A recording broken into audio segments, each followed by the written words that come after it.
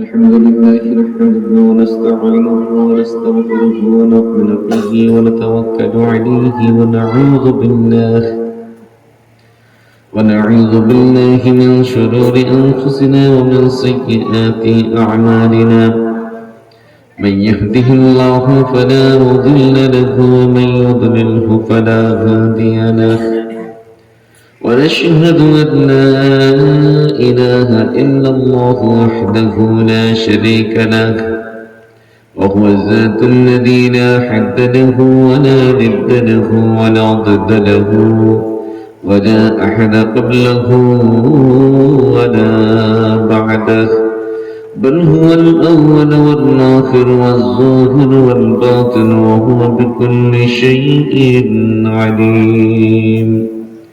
ونشهد أن سيدنا وحبيبنا وحبيب ربنا وطبيبنا وطبيب أرواحنا ومولانا محمدا عبده ورسوله الذي أرسله بالحق بشيرا ونذيرا وداعيا إلى الله بإذنه وسراجا منيرا.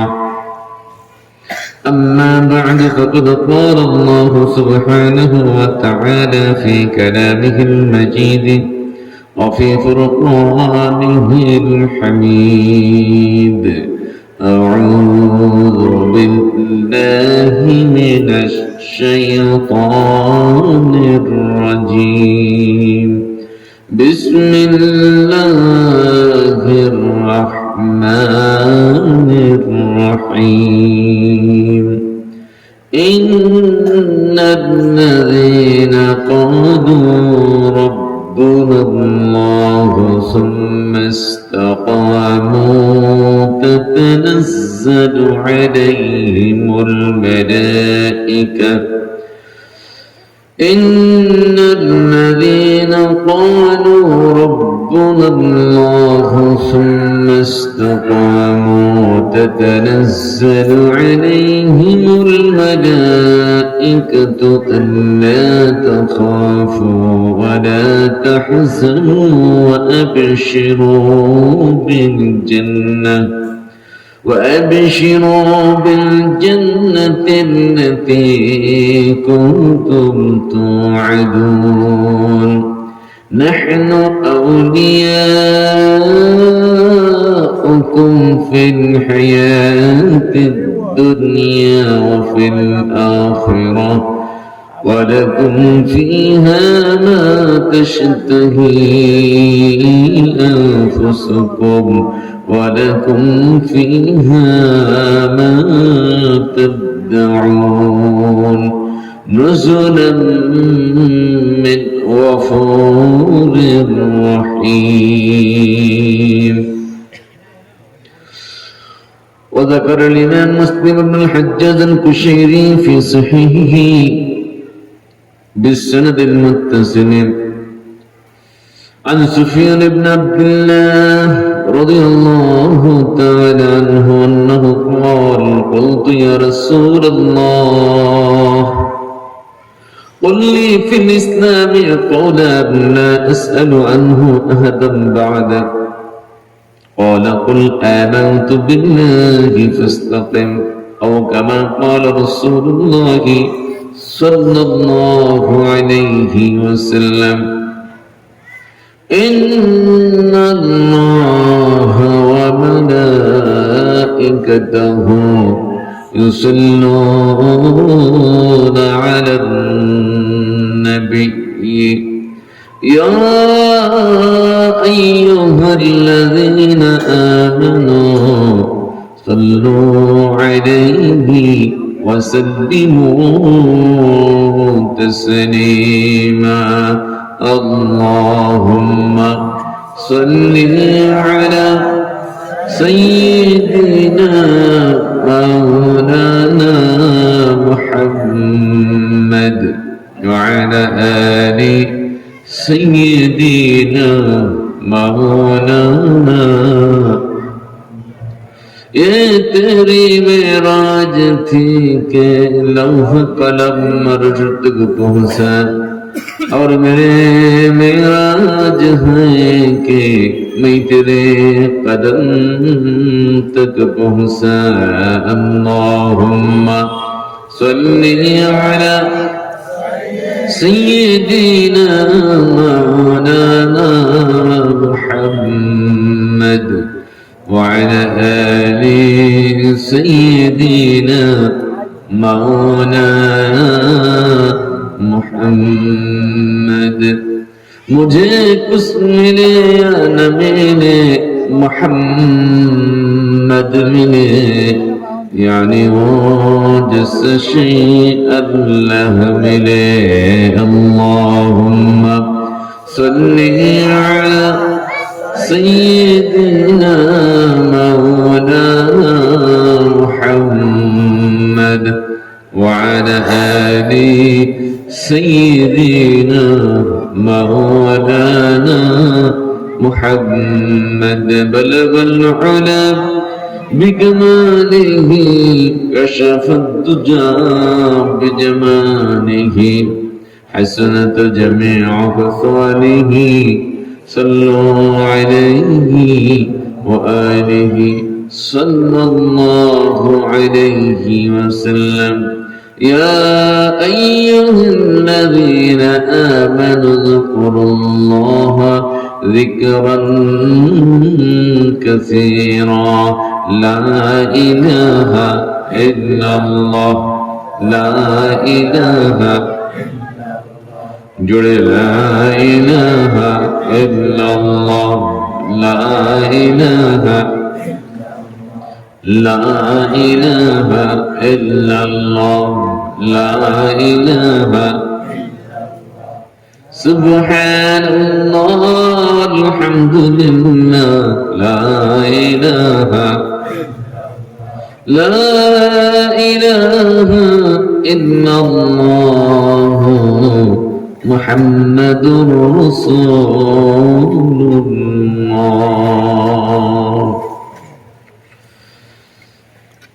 দিবজেলা ভোলার প্রাণকেন্দ্র দৌলত খান উপজেলার অন্তর্গত মধ্য জয়নগর মুন্সিরা সংলগ্ন মাওলানা তাজুল ইসলাম হুজুরের বাড়ির দরজায় অবস্থিত মসজিদুত তাকওয়া কমপ্লেক্স ময়দানে দুরান্তবী অষ্টম বার্ষিক নিসরা সাহাব ও সিরাতুন নবী ইসলাম তাফসীরুল কোরআন মাহফিলের সদর মহাজারাম সম্মানিত সভাপতি, দক্ষিণ বাংলার সর্বজন শুদ্ধ আলেম দ্বীন, দক্ষ বিজ্ঞ প্রাজ্ঞ ইসলামী শিক্ষাবিদ জনাব আলহাজ অধ্যক্ষ মাওলানা মোহাম্মদ তাজুল ইসলাম সাহেব আতালাল্লাহু উমরাহু ওয়া বারাকাল্লাহু তাআলা ফি হায়াতিহি। সকলে বলুন আমিন।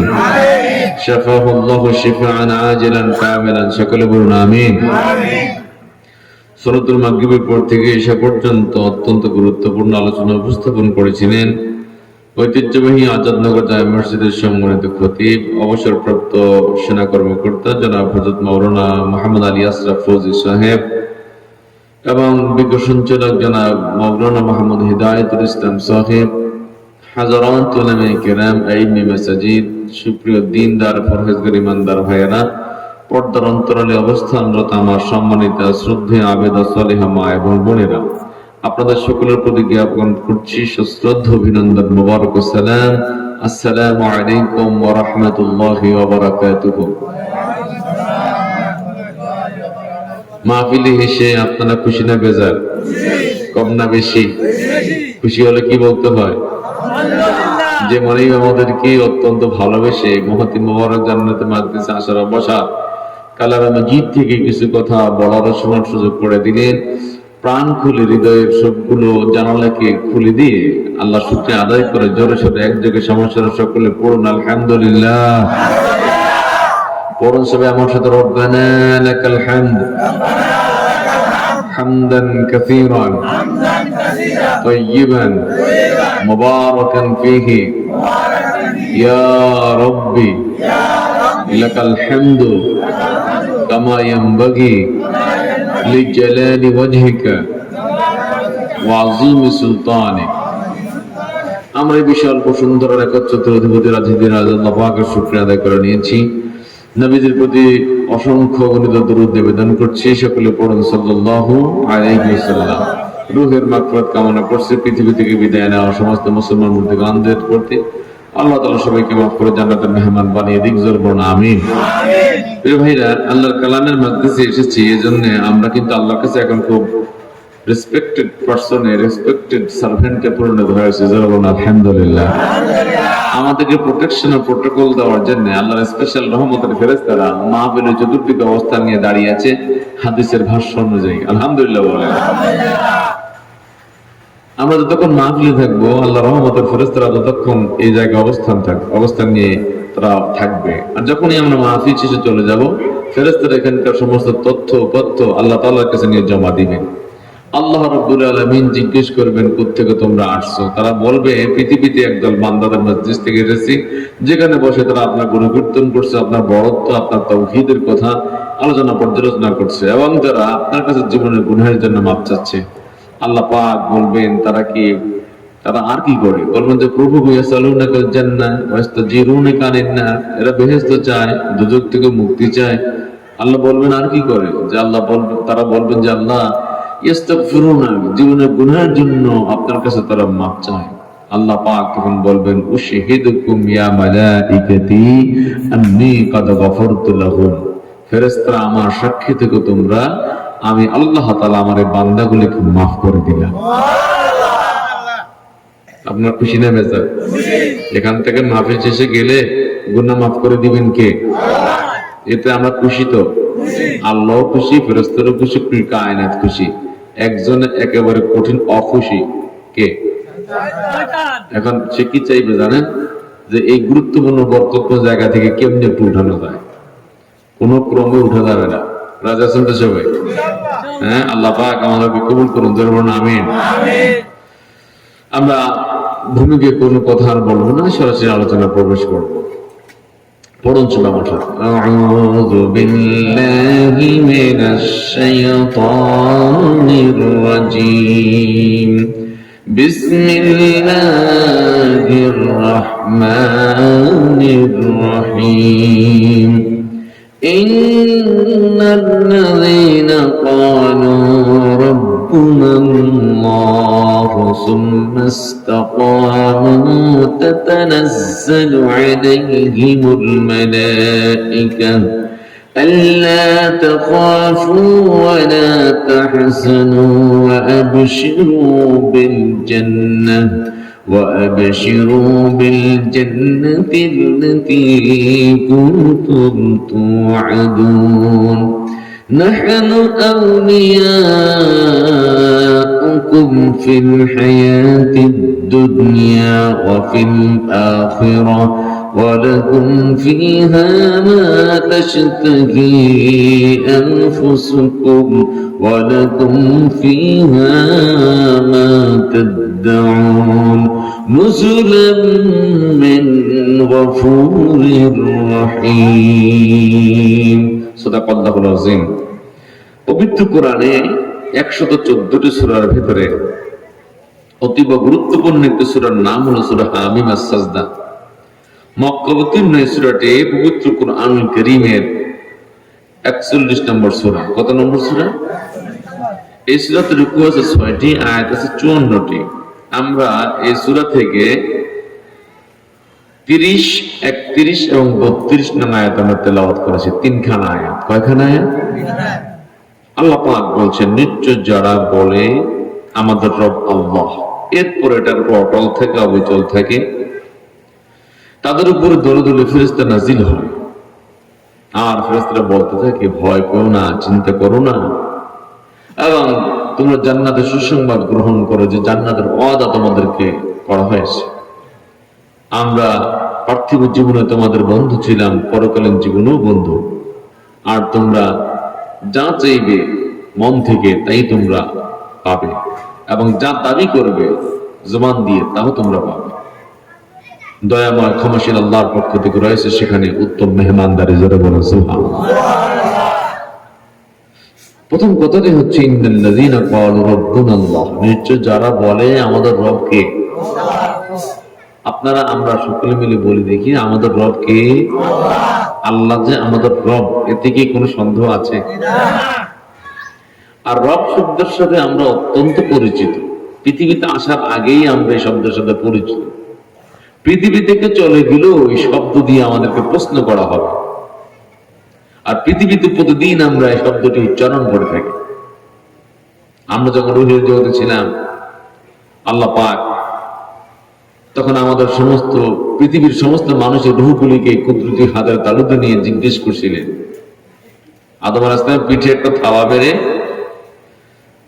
কিয়ামত পর্যন্ত আগত সমস্ত মানুষের রুহগুলিকে হাতের তালুতে নিয়ে, আল্লাহর কুদরতি হাতের তালুতে নিয়ে আল্লাহ জিজ্ঞেস করছিলেন, আমি কি তোমাদের রব নই?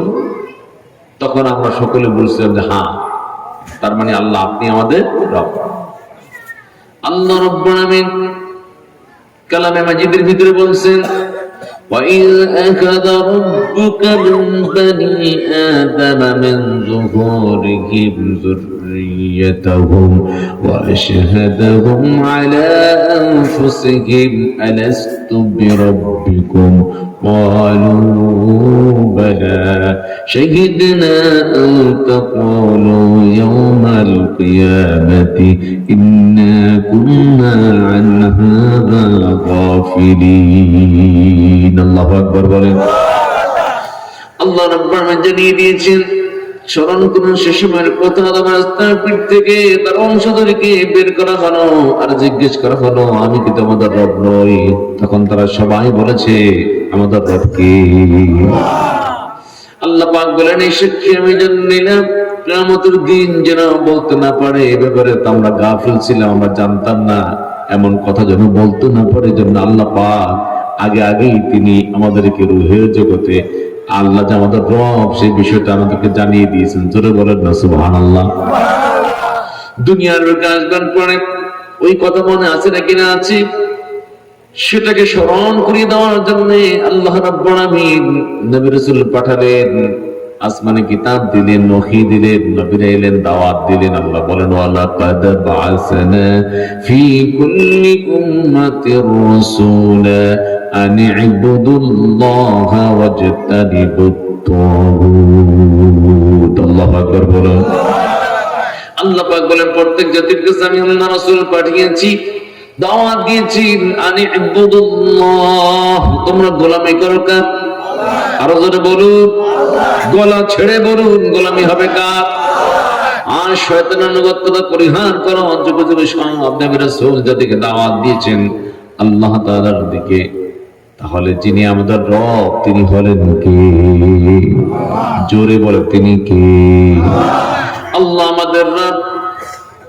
দুনিয়া থেকে বিদায় নিয়ে কবর যখন যাবেন, সেখানে রবের কথা আছে নাকি নাই? দুনিয়ার জীবনে রবের কথা আছে নাকি নাই? আপনারা কোরআন কারীম যখন পড়েন, প্রথম সূরাটার নাম সূরা আল ফাতিহা, শুরু হয়েছে আলহামদুলিল্লাহি রাব্বিল আলামিন। রবের কথা আছে নাকি নাই? শেষ সূরার দিকে তাকান, কুল আউযু বিরাব্বিন নাস, সেখানে রবের কথা আছে নাকি নাই? প্রথমে রবের কথা, শেষে রবের কথা। নামাজে যখন দাঁড়ালেন, সূরা ফাতিহা তো পড়তেই হয়, লা সালাতা ইল্লা বিফাতিহাতিল কিতাব। রুকুতে যখন চলে যান তখন তাসবিহ পড়েন আর বলেন, সুবহান রাব্বিল আযীম, সুবহান রাব্বিল আযীম, সুবহান রাব্বিল আযীম। আবার যখন সিজদায় চলে যান, সেখানে বলেন, সুবহান রাব্বিল আলা, সুবহান রাব্বিল আলা, সুবহান রাব্বিল আলা। দাঁড়িয়ে দাঁড়িয়ে রবের কথা আছে নাকি নাই? রুকুতে গিয়ে রবের কথা আছে নাকি নাই? সিজদায় গিয়ে রবের কথা আছে নাকি নাই? দিনে রবের কথা আছে নাকি নাই? রাতে রবের কথা আছে নাকি নাই? সকালে, বিকালে, দুপুরে, দিনে, রাতে দাঁড়িয়ে রুকুতে, সিজদায় সব জায়গায় আছে কার কথা? আল্লাহর কথা, রবের কথা। আবার এই লোকটাই যখন মারা যায়, কবরে যখন তাকে রেখে দেওয়া হয়, 40 কদম মাটি দিয়ে 40 কদম পরিমাণ সময় চলে গেলে ইয়াতিহি মালাকান, কবরের ভেতরে দুজন ফেরেশতা আসে। ফায়ুজলিসানিহি, তারা তাকে উঠে বসায়। ফায়াকুলানি লাহু, তারা তাকে ডাক দিয়ে বলে, বলো মার রব্বুকা, বলো তোমার রব কে? কমন জিনিস রুহের জগতে আল্লাহ জিজ্ঞেস করেছিলেন, আমি কি তোমাদের রব নই? তখন আমরা বলেছিলাম আমাদের রবকে। দুনিয়ার জীবনে নামাজে দাঁড়িয়ে দাঁড়িয়ে রুকুতে গিয়ে সিজদায় গিয়ে বলেছে রব আমাদেরকে। আবার সে কমন প্রশ্নটা কবরে জিজ্ঞেস করবে আমার রব্বুকা, বলো তোমার রবকে। আমরা বলবো রব্বুন আল্লাহ, আমাদের রব হলেন কে। তাহলে দুনিয়া আসার আগেও রবের কথা, দুনিয়া থেকে চলে গেল রবের কথা, দুনিয়ার জীবনও প্রতিদিনে প্রতিক্ষণে রবের কথা আছে নাকি নাই? যুগে যুগে নবীগণ ওই রবের দিকে দাওয়াত দিয়েছেন। রবুবিয়াত এটা একমাত্র আল্লাহর জন্য প্রযোজ্য।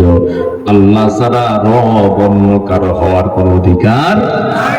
রব হচ্ছেন একমাত্র কে? জোরে বলেন রবকে। আল্লাহ ছাড়া কোন রব নাই। পৃথিবীর বুকে যুগে যুগে অনেকে দাবি করছে আমি রব। নমরুদ দাবি করেছে আমি রব, ফেরাউন তো বলেই ফিরেছে আনা রব্বুকুমুল আলা, আমি হলাম সবচেয়ে বড় রব। নাউজুবিল্লাহ বলেন। ফেরাউন দাবি করেছিল আনা রব্বুকুমুল আলা, আমি তোমাদের বড় রব। নমরুদ বলছিল আমিও হলাম রব। জোরে বলেন নাউজুবিল্লাহ। ইব্রাহিম আলাইহিস সালাম বললেন তুমি আবার কিসের রব? রব হচ্ছেন তিনি যিনি অস্তিত্বহীন থেকে কোন বস্তুকে অস্তিত্ব দান করেন এবং সেই বস্তুর যখন যা প্রয়োজন চাওয়ার আগে যিনি প্রয়োজন মিটিয়ে দেন তিনি হলেন রব। আর এই গুণ আল্লাহ ছাড়া অন্য কারো মাঝে আছে নাকি? আছে? জোরে আছে। এই দুনিয়ার বুকে আমরা যখন এসেছি আমরা তো আল্লাহর কাছে দরখাস্ত করি নাই মালিক আপনি আমাদেরকে পৃথিবীতে পাঠান। বিনা দরখাস্তে মায়ের গর্ভে আমাদেরকে দিলেন কে? ওই মায়ের গর্ভে যখন ৩৪ চলে গেল তখন আমাদের কাছে রূহ নিয়ে আল্লাহ ফেরেশতা পাঠিয়ে দিলেন। আমাদের জীবন সঞ্চার হয়ে গেল মায়ের গর্ভে। সেই গর্ভের ভিতরে দুনিয়ার কোন ভাত চাল ডাল তরি তরকারি লবণ মরিচ কিছু দেওয়া যাবে না খাদ্য হিসেবে। কিভাবে সন্তানটা বাঁচবে? আল্লাহ রাব্বুল আলামিন মায়ের মাসিক রক্তকে বন্ধ করে দিয়ে নাভির মাধ্যমে আমাদেরকে বাঁচিয়ে রাখার ব্যবস্থা মায়ের পেটে করলেন। জোরে বলুন সুবহানাল্লাহ। এরপরে ভাইয়ারা আমার, বন্ধুরা আমার, যখন আমরা দুনিয়ার বুকে চলে এলাম, মায়ের গর্ভ থেকে দুনিয়ার বুকে এলাম, কিভাবে এলাম? আল্লাহ পাক বলেন আল্লাহু আখরাজাকুম মিন বুতুনি উম্মাহাতিকুম লা তা'লামুনা শাইআ। আল্লাহ রাব্বুল আলামিন তোমাদেরকে তোমাদের মায়ের পেট থেকে বের করে দিয়েছেন, তোমরা টের পাও নাই, তোমরা অনুভব করো নাই। আল্লাহু আকবার বলেন। মায়ের গর্ভের মধ্যে মায়ের মাসিক রক্তকে আমাদের জন্য খাবার বানালেন। দুনিয়ার বুকে এলাম, এখন নাভি কাটা হয়েছে, এখন তার রক্ত দিয়ে চলবে না, কি খাবো আমরা? মুখে দাঁত তো নাই, শরীর নরম একেবারেই। আল্লাহ রাব্বুল আলামিন দুনিয়া আসার আগে মায়ের বুকের ভিতরে দুধ রিজার্ভ করে রাখলেন। এবার মা আগে ছিল লাইন একটা, দুনিয়া আসার পরে লাইন চালু হয়ে গেল দুইটা। মায়ের বুকে দুই স্তন থেকে আমাদের জন্য দুধের ব্যবস্থা করে দিলেন কে? আল্লাহ রাব্বুল আলামিন করে দিলেন। কোরআন কারীমের মধ্যে আল্লাহ রাব্বুল আলামিন সে কথা জানিয়ে দিয়েছেন ওয়া ওয়াসাইনাল ইনসানা বিওয়ালিদাইহি হামালাতুহু উম্মুহু ওয়াহনান আলা ওয়াহনিন ওয়া ফিসালুহু ফি আমাইন আনিশকুর লি ওয়া লিওয়ালিদাইকা ইলাইহিল মাসির। মায়ের বুক থেকে দুধ খেয়েছে, আল্লাহ বলেন ফিসালুহু ফি আমাইন, দুধ ছাড়াতে সময় লেগেছে 2 বছর। কয় বছর? আরো জোরে বলুন, কয় বছর? 2 বছর পরে এবারে মুখে মাড়ি দাঁত উঠেছে, শক্ত খাবার খাওয়া যাবে। আল্লাহ রাব্বুল আলামিন তিনি পৃথিবী জুড়ে সর্বত্র খাবারের ব্যবস্থা করে দিলেন। জোরে বলবেন না সুবহানাল্লাহ। আল্লাহ পাক বলেন أأنتم أنشأتم شجرتها أم نحن المنشئون। যে গাছ থেকে উদ্ভিদ থেকে তোমরা ফল ফলাদি খাও, ফসল গ্রহণ করো, এই গাছগুলিকে তোমরা উৎপাদন করেছো নাকি আমি আল্লাহ উৎপাদন করেছি? কে করেছেন? এরপরে খাবারের বন্দোবস্ত আল্লাহ করলেন। পানি দরকার আমাদের, পানির অপর নাম জীবন। কথা বলেন ঠিক কিনা? আল্লাহ রাব্বুল আলামিন বলেন, আফারাআইতুমুল মাআল্লাযী তাশরাবুন আআনতুম আনজালতুমূহু মিনাল মুজনি আম নাহনুল মুনজিলুন। যেই পানি তোমরা পান করো ওই পানি তোমরা আকাশ থেকে নাজিল করো নাকি আমি আল্লাহ নাজিল করি? পানি নাজিল করেন কে? আল্লাহ। আকাশ থেকে পানি নাজিল করেন কে? আল্লাহ।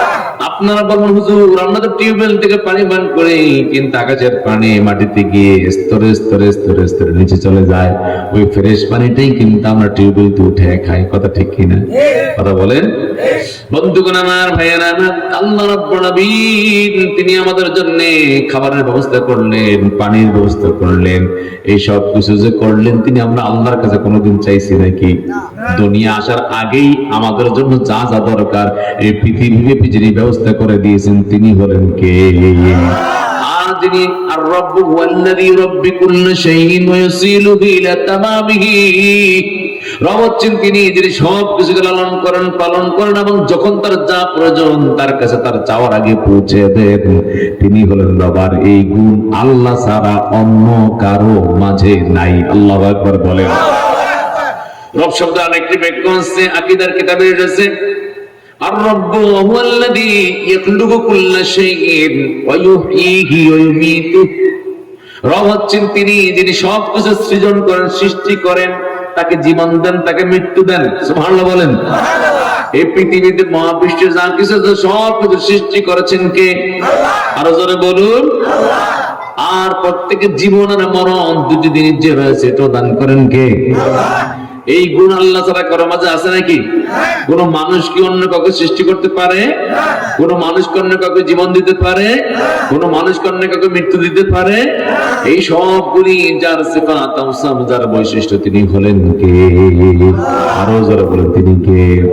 নমরুদ যখন দাবি করছিল আমি হলাম তোমাদের রব, ইব্রাহিম আলাইহিস ইসলাম গিয়ে বললেন তুমি কিসের রব? রব তোমার রব আমার রব, কুল কায়নাতের রব যিনি তিনি কে? বলল বহসের অনুষ্ঠান হয়ে গেল। আল্লাহ পাক বলেন, আলাম তারা ইলাল্লাযী হাজ্জা ইব্রাহিম ফি রাব্বিহি আন আতাহু আল্লাহুল মুলক। আল্লাহ পাক বলেন, নবী আপনি কি দেখেননি, আপনি কি জানেননি হযরত ইব্রাহিম আলাইহিস সালামের কাছে ওই ব্যক্তি, যেই ব্যক্তিকে আমি আল্লাহ ক্ষমতা দিয়েছি, রাষ্ট্র ক্ষমতা দিয়েছি। এই নমরুদ গোটা পৃথিবী শাসন করছিল। গোটা পৃথিবী শাসন করে লোক চারজন, দুইজন কাফের বেঈমান, দুইজন খাঁটি মুসলমান। যে দুইজন কাফের, একজন মুক্তনজর আর একজন নমরুদ। যে দুইজন খাঁটি মুসলমান, একজন বাদশা জুলকারনাইন আর একজন নবী সুলাইমান আলাইহিস সালাম। সুবহানাল্লাহ বলেন। এই নমরুদ তাকে আল্লাহ ক্ষমতা দিয়েছেন, রাষ্ট্রীয় পাওয়ার দিয়েছেন। সে ইব্রাহিম আলাইহিস সালামের সঙ্গে তর্ক বিতর্ক করলো। ইব্রাহিম আলাইহিস সালাম বললেন, ইয ক্বালা ইব্রাহিম রাব্বিয়াল্লাযী ইউহয়ী ওয়া ইউমীত। আমার রব যিনি, তিনি জীবন দেন, তিনি আবার মৃত্যু দেন। নমরুদ বলে উঠলো, আনা উহয়ী ওয়া উমীত। আমিও তো জীবন দেই, আমিও তো মৃত্যু দেই। জোরে বলেন নাউযুবিল্লাহ। একথা বলে নমরুদ কারাগার থেকে ফাঁসির অর্ডার প্রাপ্ত, মৃত্যুদণ্ডের আদেশ প্রাপ্ত একজন লোককে বের করে আনলো, ছেড়ে দিয়ে বলো, যা আমি তোকে জীবন দিয়ে দিলাম। নাউযুবিল্লাহ বলেন। আচ্ছা বলেন, এই লোকটার জন্য মৃত্যুদণ্ডের আদেশ হচ্ছে, ঠিক আছে, লোকটাকে এখনো কি মরছে? কথা বলে মরছে কি? কিন্তু ওরা সারিয়া দেখো ইব্রাহিম, আমি মরারে কেমনে চিন্তা করি। তার মানে বোঝা গেল স্ক্রু একটু ঠিক নেই মাথায়। কথা বলেন ঠিক কিনা? আরো জোরে বলেন ঠিক কিনা? এরপরে হযরত ইব্রাহিম আলাইহিস সালাম তিনি দেখলেন মাথার স্ক্রু ঠিক নাই। রাস্তা দিয়ে একজন নিরপরাধ লোক, নির্দোষ মানুষ এটা যায়, ধরে আনে, কোনো কথা নাই, বার্তা নাই। লোকটা জানি না কেন ধরে আনছে, জল্লাদ দিয়ে গর্দানটা উড়িয়ে দিছে। উড়িয়ে দিয়ে বললো, দেখো আমি জীবন থেকে কিভাবে মেরে ফেলি। ইব্রাহিম আলাইহিস সালাম দেখলেন মাথা স্ক্রু একেবারে পুরাই ঢিলা। কথা ঠিক না বেঠে? আরো যারা বলেন ঠিক কিনা? মাথায় কোনো কিচ্ছু নেই, গোবরও নাই। কথা কোন ঠিক কিনা? যদি মাথায় গোবরও থাকতো তো গোবর তো একটু জৈব সার, কিছু একটু জ্ঞান গরিমা হইতো। কথা ঠিক কিনা? ওইটাও নাই, একেবারে এমন ভাবে বাতিল আস্ত্রে পৃষ্ঠে ধরে ফেলেছে, তার এখন আর কোনো মাথায় কাজ করে না। হযরত ইব্রাহিম আলাইহিস সালামের সঙ্গে বিজয়ী হওয়ার জন্য উল্টা পাল্টা কাজ করেছে। ইব্রাহিম আলাইহিস সালাম দেখলেন এই লোককে অন্যভাবে ধরতে হবে। এবার ইব্রাহিম আলাইহিস সালাম বললেন, فإن الله يأتي بالشمس من المشرق فأت بها من المغرب আমার রব আল্লাহ তিনি প্রতিদিন পূর্বাকাশ থেকে সূর্য ওঠার পশ্চিমাকাশে ডুবে দেন। তুমি যদি রব হও, দাবি তুমি তোমারটা যদি সত্য হয়ে থাকে, তুমি পারলে সূর্য পশ্চিম দিক দিয়ে উঠাইয়া পূর্ব দিগন্তে ডুবাও দেখি। আল্লাহ বলেন ফাবুহিতাল্লাযী কাফার, কাফেরটা এবার হতভম্ব হয়ে গেল, আর কোন জবাব খুঁজে পেল না, কিংকর্ত দরিদ্র হয়ে গেল। নারে তাকবীর। ভাইয়েরা আমার, বন্ধুরা আমার, তাহলে রব যিনি তিনি হায়াত দেন, তিনি মরণ দেন। হায়াত মতের মালিক কে? হায়াত মতের খালেক কে? আল্লাহ পাক বলেন তাবারাকাল্লাযী বিয়াদিহিল মুলকু ওয়া হুয়া আলা কুল্লি শাইইন কাদির আল্লাযী খালাকাল মাউতা ওয়াল হায়াতা লিয়াবলুয়াকুম আইয়ুকুম আহসানু আমালা। আল্লাহু আকবার। আল্লাহ তাআলা সূরা মুলকের ভিতরে বলছেন আল্লাযী খালাকাল মাউতা ওয়াল হায়াত। মউত আর হায়াত বলতে যে দুটো জিনিস আছে, এই দুটো জিনিসকে সৃষ্টি করেছেন যিনি তিনি হলেন কে? তাহলে মউত আর হায়াতের সৃষ্টিকর্তা আল্লাহ, সৃষ্টিকর্তা আল্লাহ, আবার এটার মালিক আল্লাহ, খালেক আল্লাহ, মালিক আল্লাহ। আল্লাহু আকবার। কিন্তু অন্য কেউ সুস্থ নয়, এটার কোনো তার মালিকানা নাই। কেউ জীবন দিতে পারে না, মরণ দিতে পারে না, কেউ কাউকে পালাতে পারে না। যার ভিতরে সব কোয়ালিটি আছে তিনি হলেন রব। রব আবার বলেন আমাদেরকে। প্রিয় ভাইয়েরা আমার, বন্ধুরা আমার, আল্লাহ পাক বলেন ইন্নাল্লাযীনা ক্বালু রাব্বুনাল্লাহ, যারা বলে আমাদের রব আল্লাহ, শুধু এতে ক্ষান্ত নয়, সুম্মাস্তাকামু, এরপর এটার উপর অটল থাকে, অবিচল থাকে। রব বলে ক্ষান্ত হলেই হবে না, এটার উপর অটল অবিচল থাকতে হবে। একটা ছেলে স্কুল কলেজ মাদ্রাসায় ভর্তি হয়েছে, ভর্তি হলেই কি লেখাপড়া শেষ নাকি? কথা বলেন, লেখাপড়া শেষ নাকি? একটা ছেলে একটা মেয়ে যখন কোন মাদ্রাসা কলেজ ইউনিভার্সিটিতে ভর্তি হয়, তার মানে সে লেখাপড়ার খাতায় নাম লেখালো, এবার তার লেখাপড়া শুরু না শেষ? কথা বলেন, শুরু না শেষ? তাহলে যে ব্যক্তি বললেন রব্বুনাল্লাহ, আমাদের রব আল্লাহ, এবার বলেন তার কাজ শেষ না শুরু? এবার সে ঈমান আল্লাহর প্রতি। সুম্মাস্তাকামু, কাজী সানাউল্লাহ পানিপত্তি রাহমাতুল্লাহ আলাইহি তিনি তাফসীরে মাযহারিতে উল্লেখ করেন সুম্মাস্তাকামু আলাল মানহাজিল মুস্তাকিম, ইয়ানি আলা দ্বীনিল ইসলাম।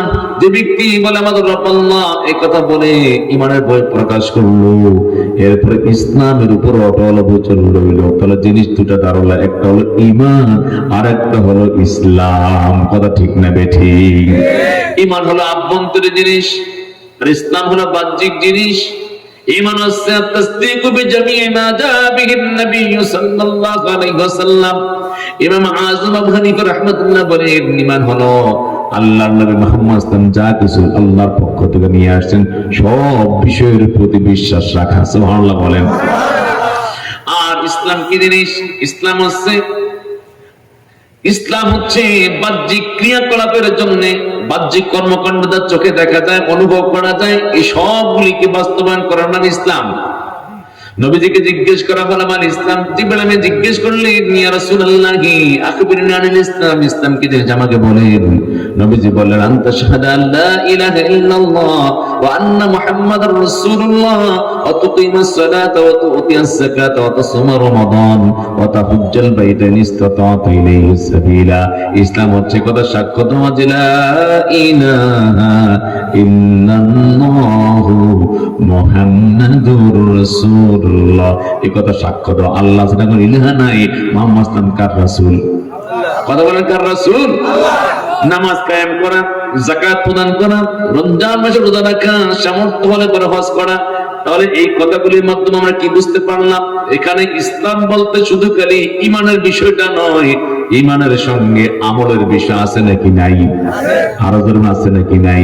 তাহলে শাহাদা আল্লাহ ইলাহা ইল্লাল্লাহ ওয়া আন্না মুহাম্মাদুর রাসূলুল্লাহ এটা হচ্ছে অন্তরের বিষয়, কিন্তু এটা মুখ দিয়ে সাক্ষীও দিতে হয়, ঠিক কিনা? এই জন্য ইমাম শাফিঈ রাহমাতুল্লাহ বলেন আল ঈমান ওয়া তাসদীকু বিল জিনানি ওয়াল ইকরারু বিল লিসানি ওয়াল আমালু বিল আরকান।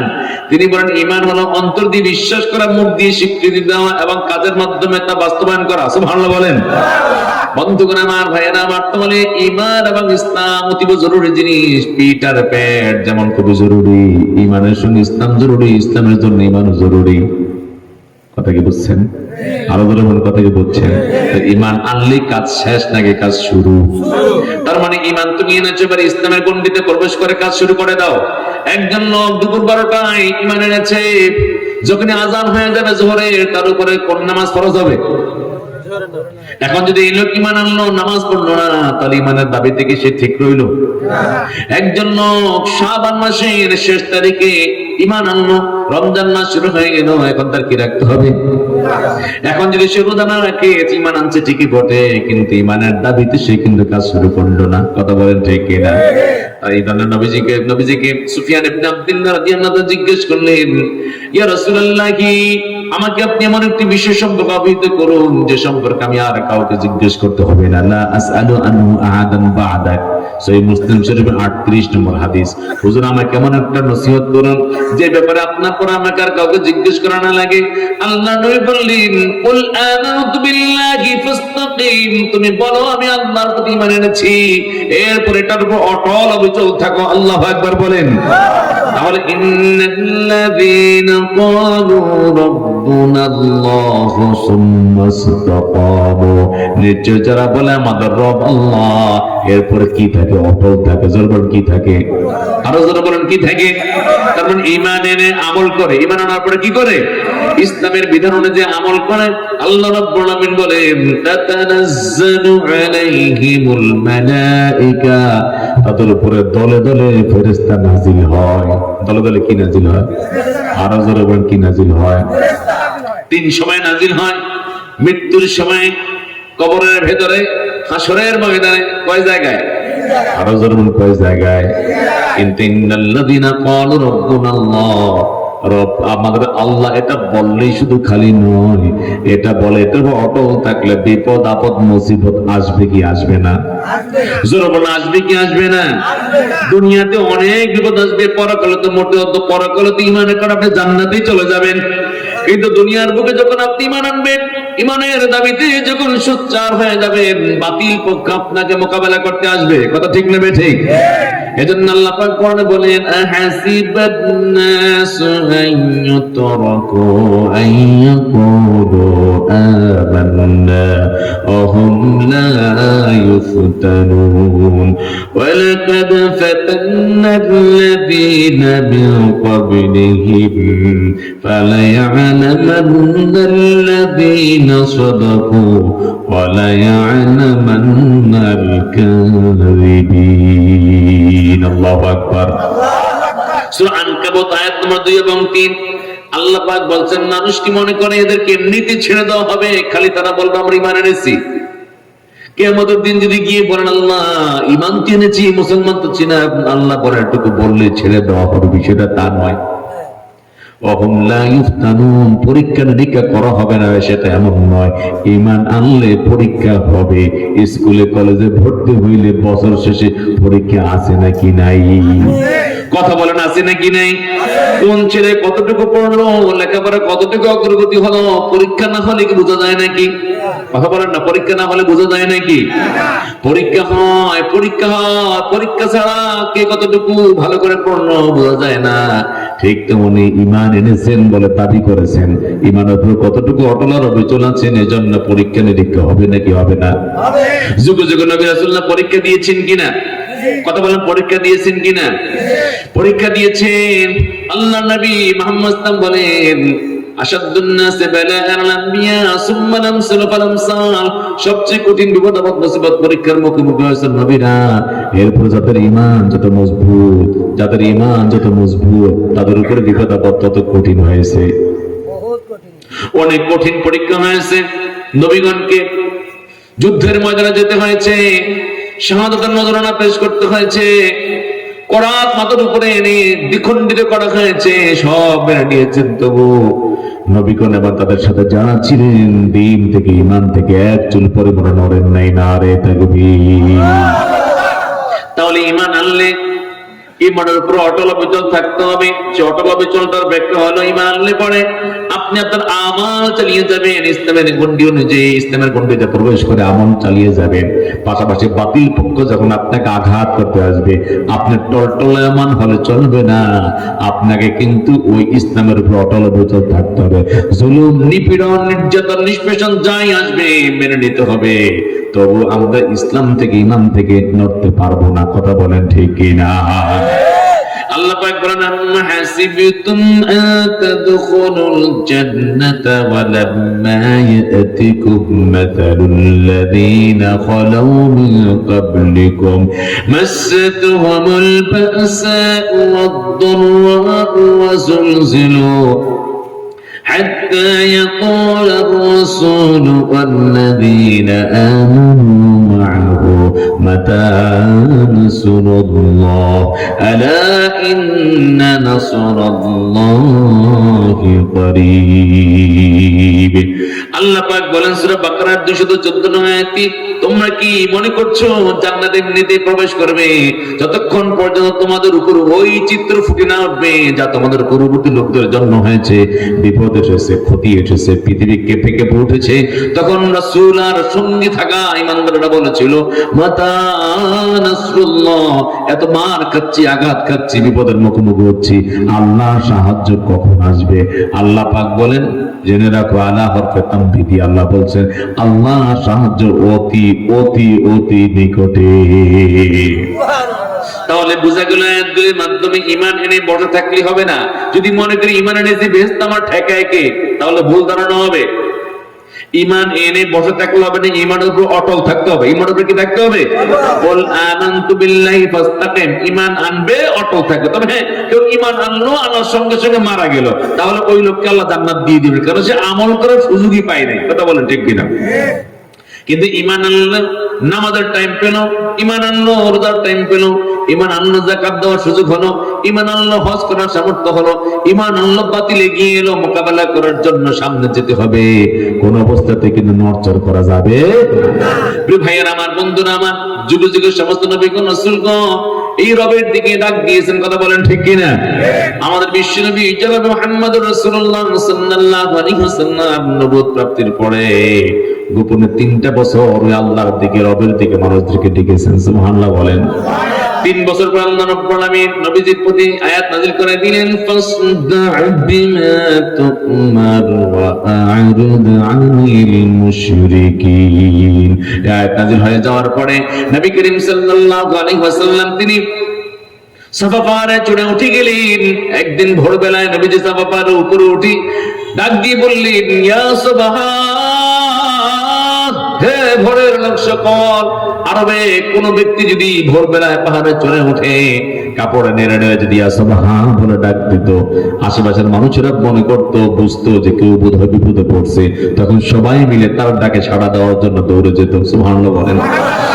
নবী করিম সাল্লাল্লাহু আলাইহি ওয়াসাল্লাম যখন ইয়া সুবহান বলে ডাক দিয়েছেন, তখন মক্কার সব লোকগুলি দলে দলে নবীজি মুহাম্মদ সাল্লাল্লাহু আলাইহি ওয়াসাল্লামের ডাকে সাড়া দিয়ে সেখানে গেল। এবার আবু লাহাব সেখানে সব মানুষের মধ্যে অত্যন্ত সুন্দর ছিল।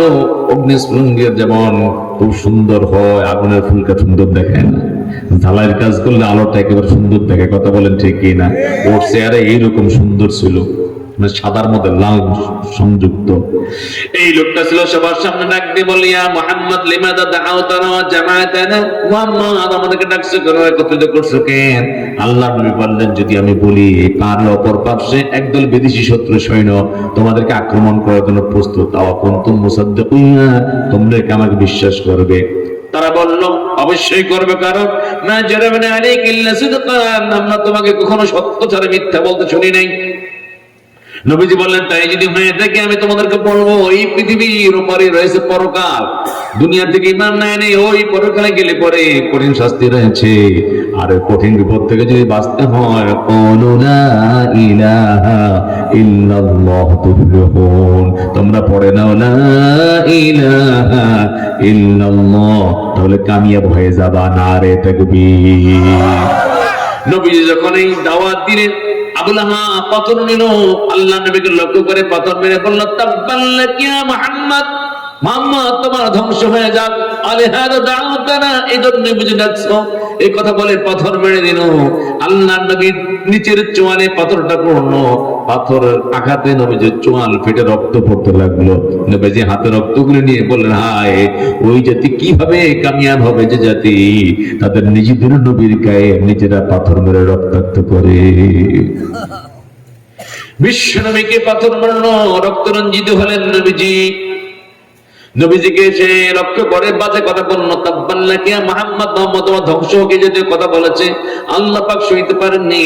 আল্লাহ পাক নাযিল করে দিলেন নবীজির প্রতি সূরা আল-লাহাব, তাব্বাত ইয়াদা আবি লাহাবি ওয়া তাব মা আগনা আনহু মালুহু ওয়া মা কাসাব সায়াসলা নারান যাতা লাহাব ওয়া ইমরাতুহু হাম্মালাতাল الحطب في جيدها حبل من مسد। আল্লাহু আকবার বলেন।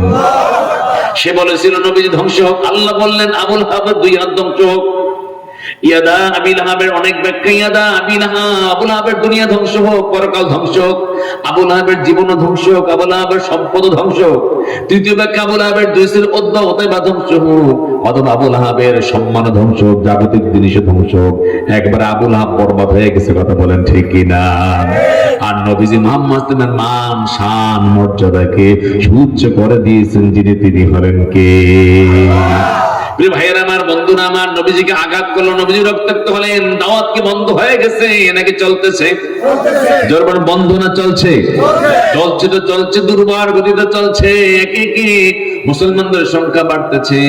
ওমর হামজা রাদিয়াল্লাহু ইসলাম গ্রহণ করলেন, ওমর রাদিয়াল্লাহু ইসলাম গ্রহণ করলেন। কিন্তু কাফের বেঈমানরা দেখলো এই অগ্রযাত্রা ঠেকিয়ে রাখা যায় না।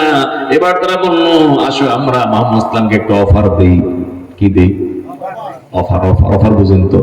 একটা ঝড়ো অফার নবীজিকে দেই, আর তার সাথীদেরকেও দেই। প্রথম দিকে লোভনীয় অফার দিয়ে এদেরকে ধর্ম থেকে আলাদা করতে পারি কিনা দেখি। নবীজির কাছে সরাসরি যেতে সাহস পায় না। নবীজির চাচা হযরত মুহাম্মদ রাসূলুল্লাহ সাল্লাল্লাহু আলাইহি ওয়াসাল্লামের চাচা আবু তালিব, যিনি নবীজির ডানে বামে সামনে পেছনে থেকে নবীজিকে সুরক্ষা দিতেন, নবীজিকে বড় ভালোবাসতেন, তার কাছে গেলেন, গিয়ে বললেন, আবু তালিব তুমি তো নবী মুহাম্মদ সাল্লাল্লাহু আলাইহি ওয়াসাল্লামের অত্যন্ত প্রিয় ভাজন, তুমি তার চাচা। তার কাছে গিয়ে বলে সে কি চাই আদর্শের মাধ্যমে, এই আদর্শের প্রচারের মাধ্যমে জাগতিক কিছু চাই নাকি? যদি সেই কথা বলে কোন নেতৃত্ব চায়, ক্ষমতা চায়, তা আমরা তাকে দিব। দালান কোঠা অট্টালিকা চায়, তাও আমরা দিব। যদি সে কোন সুন্দরী তরুণী রূপসী নারীকে বিয়ে করতে চায়, সেই ব্যবস্থা আমরা করে দিব। জিজ্ঞেস করে কি চায় মুহাম্মদ? নবীজির কাছে গিয়ে আবু তালেব প্রস্তাব দিলেন, মুহাম্মদ, মক্কার লোকজন, নেতৃবর্গ যারা, তারা আমার মাধ্যমে তোমার কাছে একটা প্রস্তাব দিয়েছে। কি চাও তুমি? নারী বাড়ি গাড়ি যা চাইবা তুমি তাই পাবা। এই আদর্শ থেকে সরে যাও, ইসলামের দাওয়াত তুমি দিও না। আল্লাহ নবীর চেহারাটা ডালিমের মতো লাল হয়ে গেল। নবীজি বললেন, ইয়া আম্মি ওয়াল্লাহি লাউ ওয়াদা'ু আশ-শামসা ফি ইয়ামিনি ওয়াল কামারা ফি ইয়াসারি আলা আন আতরুক হাদাল আমরা মা আতরুকুহু। আল্লাহ নবী বললেন, আল্লাহর কসম চাচা, ওরা শুধু খালি নারী বাড়ি গাড়ি নয়, দালান কোঠা অট্টালিকা নয়, ক্ষমতা, নেতৃত্ব, ক্ষমতা ইত্যাদি নয়। ওরা যদি আকাশের সূর্য আমার ডান হাতে দিয়ে দেয়, চন্দ্রের যদি আমার বাম হাতে দিয়ে দেয়, আল্লাহর কসম আমি আমার দিনের দাওয়াত দেওয়া থেকে এক মুহূর্তের জন্য বিরত হব না। এবার ওরা স্লো মোশনে শুরু করলো, বিভিন্ন সাহাবীদের কাছে গিয়ে অবলম্বনীয় অফার।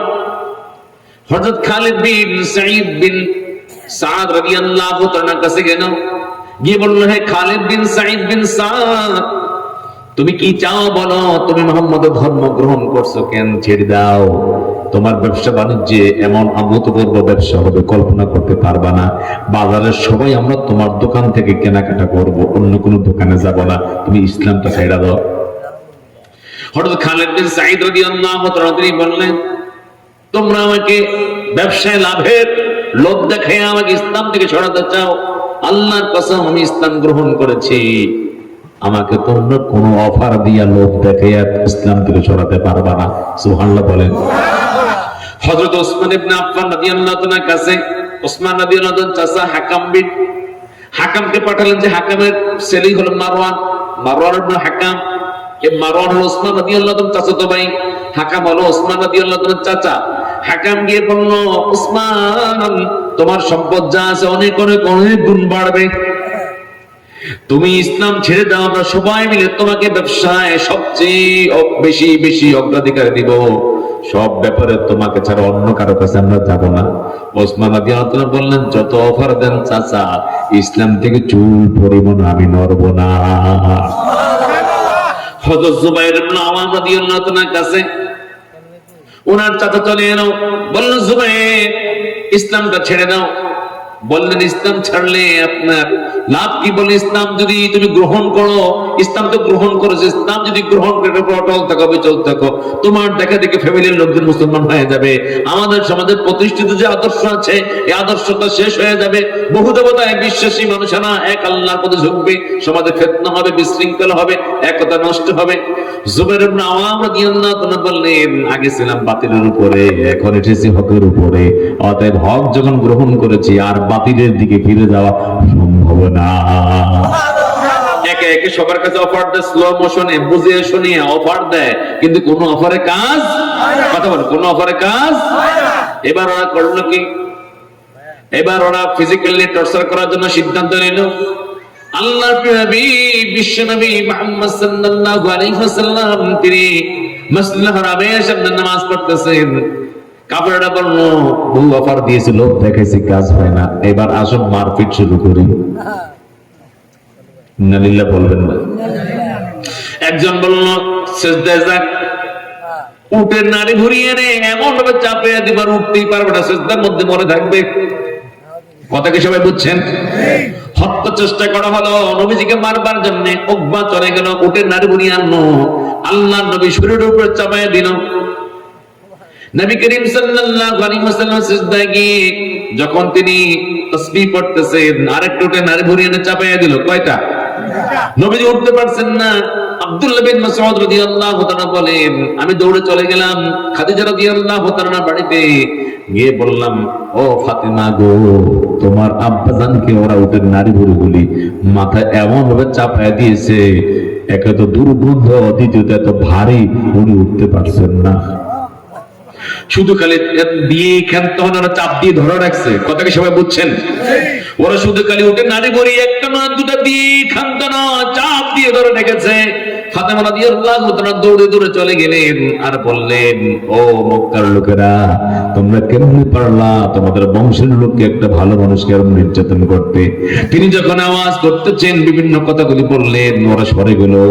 এবার উঠে নাড়ি ভরিগুলি ফালাইয়া দেওয়ার পরে নবীজিকে উঠানো হলো। কি নির্যাতন শুরু করলো নবীজির উপরে? শুরু হয়ে গেল চতুর্দিকে নির্যাতন। বিলাল রাদিয়াল্লাহু তাআলা তিনি উমাইয়া বিন খালফের কাছে, সে বলল, বেলাল ইসলাম ছেড়ে দাও। বললেন, ইসলাম গ্রহণ করেছি ছাড়বার জন্য নয়, বরং ইসলামের আলোয় নিজেকে মুনাব্বর করব, আলোকিত করব। বেলাল রাদিয়াল্লাহু তাআলা ইসলাম ছাড়তে রাজি হলেন না। ঘর থেকে বের করা হলো। ধু ধু মরুভূমি, বালিগুলি প্রচন্ড, তাপে একেবারে এমন যেন হাত দিলে যেন শরীরটা পুড়ে যায়, এত প্রচন্ড গরম তাপদাহ। এর মধ্যে নিয়ে অনেকে চিৎ করে শুয়ে দেওয়া হলো, বুকের উপর পাথর চাপা দেওয়া হলো। বলল, বেলাল তুমি ইসলাম ছাড়ো, ঈমান ছাড়ো। বললেন, আমি ছাড়বো না। উমাইয়া শেষ পর্যন্ত বলল, তুমি বলো লাত, উজ্জা, হুবল, ইয়াগুস, নাসর।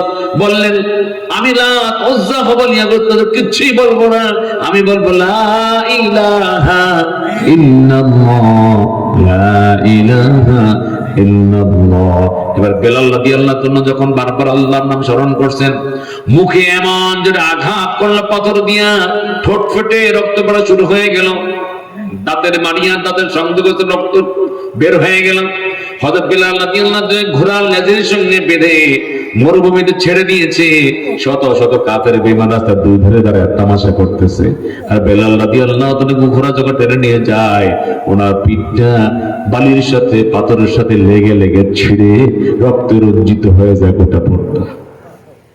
বিলাল রাদিয়াল্লাহু তাআলা আবার আনানো, বলল, বেলাল তুমি ইসলাম ছাড়বে না। তিনি কথা বলতে পারতেছেন না, কারণ একটু আগে পাথর দিয়ে মুখে কি করছে, আঘাত করেছে, ঠোঁট ফেটে গিয়েছে, দাঁতের মাড়িয়া দাঁতের সংযোগস্থলে রক্ত ব্লিডিং হওয়া শুরু হয়ে গেছে, কথা বলতে পারতেছেন না। উমাইয়া বলল, লোকজন সব চতুর্দিকে দাঁড়ায় আছে, তুমি আমার গোলাম, খালি একটা বার বলো লাত লাত লাত। হযরত বেলাল রাদিয়াল্লাহু তাআলা বললেন, আহাদ আহাদ আহাদ, এক আল্লাহ এক আল্লাহ, একক আল্লাহ, নারে তাকবীর। প্রিয় ভাইয়েরা আমার, বন্ধুরা আমার, ওই দিন ওই কাফের বেঈমানরা নবীজির কাছে গিয়ে হাজির, গিয়ে বলল, উনসুব লানা ইলাহাকা ইয়া মুহাম্মদ, মুহাম্মদ তুমি তোমার রবের নসবনামা বলো, উনি কোন বংশ থেকে পৃথিবীতে আসছেন। আল্লাহ নবী বলেন, আল্লাহ পাক তো এমন এক মহান সত্তা, আল্লাহর কোনো বংশ নাই, আল্লাহ একক, আল্লাহ কারো থেকে আসেননি, আল্লাহ থেকে কেউ আসবে না, আল্লাহ একক মহা সত্তার অধিকারী। ওরা যখন এই কথাগুলি বলল, আল্লাহ রাব্বুল আলামিন ওই যে বেলাল রাদিয়াল্লাহু তাআলা আনহু নির্যাতনের মুখে পড়ে আল্লাহকে কি বলে ডাকছেন? আহাদ বলে কি বলে ডাকছেন?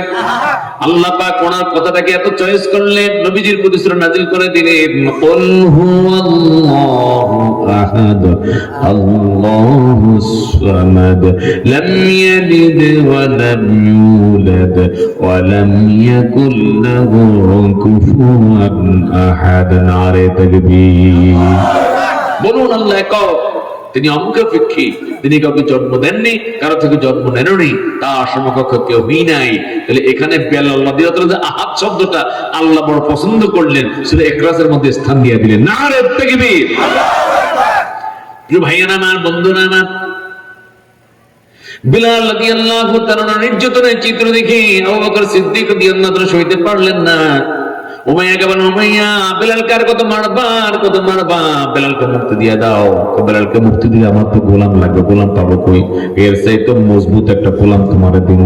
একজন হাবশী আর এক কালো এক গোলামকে কিনে ওই উমাইয়াকে দিয়া বেলাল রাদিয়াল্লাহু তাআলা আবু বকর সিদ্দিক রাদিয়াল্লাহু তাআলা আজাদ করে নিয়ে যান, নারে তাকবীর। প্রিয় ভাইয়েরা আমার, বন্ধুরা আমার, নির্যাতনের মাত্রা বাড়তে লাগলো। মুসআব বিন উমাইর রাদিয়াল্লাহু তাআলা বলল, মুসআব ইসলাম ছেড়ে দাও। বলে ছাড়বো না। অনেক একটা চাটাইয়ের ভিতরে আটকানো, আটকে অনেকে একটা খেজুর গাছের সঙ্গে নিচে দিয়ে আটকানো, উপর দিয়ে আটকানো খেজুর গাছের সঙ্গে হাতগুলিকে এমন করে রাখা হলো। কিছুক্ষণ পরে ওনার যখন মুখ দিয়ে রক্ত পড়তেছে, ওনাকে নামানো হলো। এরপরে বলে ইসলাম ছাড়া, বলে ছাড়বো না। এবার ওনাকে উল্টা করে পা দুটো উপরের দিকে, কি নির্মম নির্যাতন! যে মুসআব বিন উমাইর রাদিয়াল্লাহু তাআলা উহুদের যুদ্ধের ময়দানে শহীদ হয়েছিলেন, মক্কা থাকাকালীন সময়ে ওনাকে এমন নির্যাতন করেছে। চাটাই দিয়ে ওনাকে মোড়ানো, খেজুরের চাটাই দিয়ে মোড়ানো, পা দুটো খেজুরের গাছের মাথার সঙ্গে আটকানো, নিচের দিকে হাত দুটি ঝুলে আছে, এবার রক্ত পড়ছে। ওরা এই অবস্থায় আগুনের ধোঁয়া দিতে লাগলো, আগুনের ধোঁয়া দিতে লাগলো, ধোঁয়ায় নাক আটকে যায়। মুসআব রাদিয়াল্লাহু তাআলা মৃত প্রায় হয়ে গেলেন। ওরা মনে করছে উনি বোধহয় মরে গেছেন। এবার ওনাকে এখান থেকে নামালেন, কিন্তু উনি যে জীবিত আছেন, তবে একেবারে শেষ হয়ে গেছেন, ওরা একটু বলতে পারে না, এমন নির্যাতন হয়েছে।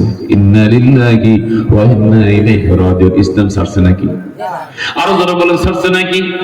ছাড়েন নাই, নির্যাতন চলছে। হযরত ইয়াসির রাদিয়াল্লাহু তাআলার প্রতি, ইয়াসির রাদিয়াল্লাহু তাআলা আনহু, ওনার স্ত্রীর নাম সুমাইয়া রাদিয়াল্লাহু তাআলা আনহা, ওনার এক ছেলের নাম আম্মার, আর এক ছেলের নাম আব্দুল্লাহ। এই চারজনের একটা সংসার। ওনাদেরকে নিয়ে নেওয়া হলো আবু জেহেলের কাছে। আবু জেহেল বলল, সবাই মিলে ইসলাম ছাড়ো। চারজন বললেন, আমরা ইসলাম গ্রহণ করেছি, আমরা ছাড়বো না। চারজনকে চারটা খেজুর গাছের সঙ্গে পিছপোনা বাঁধিয়ে আটকে ফেলা হলো। চাবুক দিয়ে মারতে মারতে গায়ের জামাগুলি ছেড়ে ফেললো, পিঠ থেকে ফিনকি নিয়ে রক্ত পড়তেছে। সুমাইয়া রাদিয়াল্লাহু তাআলা কি আবু জেহেল নিজে বর্ষা নিক্ষেপ করে শহীদ করে ফেললো। হযরত ইয়াসির রাদিয়াল্লাহু তাআলা তাকে নির্যাতন করলো, তিনিও দুনিয়া ছেড়ে বিদায় নিলেন। আম্মা রাদিয়াল্লাহু তাআলা ভাই আব্দুল্লাহকে নির্যাতন করলো, তিনিও দুনিয়া থেকে বিদায় নিলেন। এবার বেঁচে আছেন সংসারের মধ্যে একজন, নাম তার আম্মা রাদিয়াল্লাহু তাআলা। কি নাম?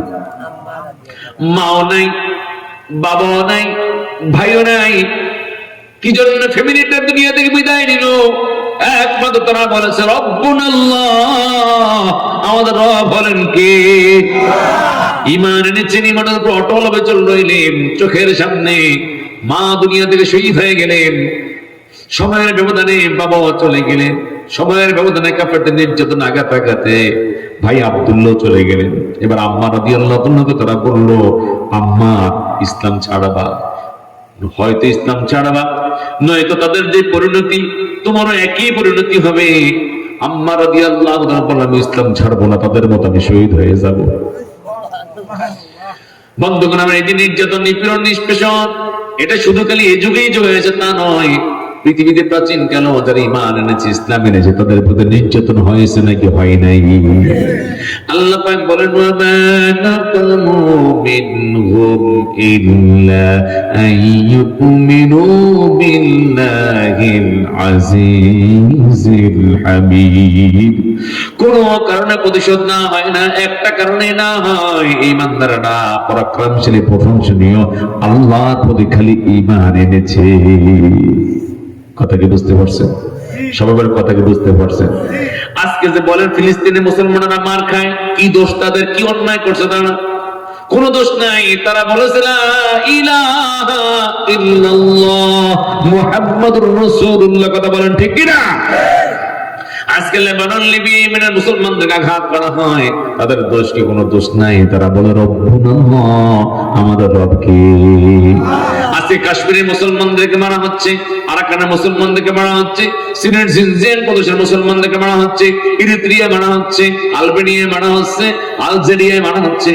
সব কিছুর মূলে একটাই, মুসলমানরা ঈমান এনেছে, ইসলামকে জীবনে বাস্তবায়ন করতে চাচ্ছে, এই জন্য বাতিলপন্থীরা মুসলমানদেরকে আঘাত করতেছে। কথা বলেন ঠিক কিনা? আঘাত আসবে, মার আসবে, জেল জুলুম আসবে, অত্যাচার অনাচার আসবে, কিন্তু ইমানদারদেরকে মনে করতে হবে এগুলি সব পরীক্ষা। কার পক্ষ থেকে? আল্লাহ পাক বলেন, ওয়ালা নাবলুওয়ান্নাকুম বিশাইইম মিনাল খাউফি ওয়াল জু'i ওয়া নাকসিম মিনাল আমওয়ালি ওয়াল আনফুসি ওয়াথ الثمرات وبشر الصابرين الذين إذا أصابتهم مصيبة قالوا إنا لله وإنا إليه راجعون. إنا لله وإنا إليه راجعون. তাহলে ইমানদারদেরকে যে পরীক্ষা নিরীক্ষা করবেন আল্লাহ, সেই কথা কোরআনে বিভিন্ন জায়গায় আল্লাহ বলেছেন নাকি বলেন নাই? আরো বলেছেন কিনা? ভাইয়ারা আমার, বন্ধুরা আমার, আম্মা রাদিয়াল্লাহু তাআলা এবার নির্যাতনের পর নির্যাতন করতেছে। এক পর্যায়ে একটা চৌবাচ্চার ভিতরে পানি দেওয়া ওনাকে সেখানে নিয়ে নিল, মাথাটা পানির মধ্যে ডুবে রাখছে। কয়েক মিনিট চলে যায়, নাক দিয়ে বুদবুদ করে যখন পানির ফটো করে দিয়ে উঠতেছে, এবার ওরা তাকে মাথা, হযরত উম্মাহ রাদিয়াল্লাহু তাআলা মাথাটাকে পানি থেকে উঠায়, উনি মাথাটা ঝাঁকা দিলেন, জিজ্ঞেস করে বললেন, আম্মার ইসলাম ছাড়াবে কিনা? তিনি বলেন, না ছাড়বো না। আবারও পানির মধ্যে মাথাটা দিয়ে দিয়েছে।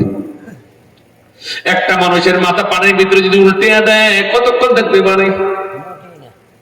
আম্মা রাদিয়াল্লাহু তাআলা দেখলেন ওনাকে পানির ভিতরে শুধু খালি বারবার শুধু খালি ডুবায়। একটা পর্যায়ে উনি আর সইতে পারলেন না, বয়সে তিনি ছোট ছিলেন। উনি বললেন, তোমরা আমাকে আর কত নির্যাতন করবা, আমি আম্মার আর সইতে পারতেছি না। ওনাকে বলা হলো, ইসলাম ছেড়ে দিলেই তো তোমাকে মুক্তি দেই। এক পর্যায়ে তিনি বললেন, ঠিক আছে আমি ইসলাম ছেড়ে দিলাম। কি বললেন? ইসলাম ছেড়ে দিলাম। কিন্তু মন থেকে ছাড়েন নাই, ওদের নির্যাতনের কারণে বলছেন ইসলাম ছেড়ে দিলাম। ওরা তাকে ছেড়ে দিল। বিকেল বেলায় কাঁদতে কাঁদতে নবী করিম সাল্লাল্লাহু আলাইহি ওয়াসাল্লাম দরবারে এসে বললেন, ইয়া রাসূলুল্লাহ, ইয়া হাবিবাল্লাহ, আমার কেমন হবে হুজুর? চোখের সামনে মা চলে গেলেন, বাবা বিদায় নিলেন, ভাইজান বিদায় নিলেন। হুজুর আমার কেমন হবে? আমার কি প্রাণের মায়া কি বেশি লেগে গেল কিনা জানি না হুজুর।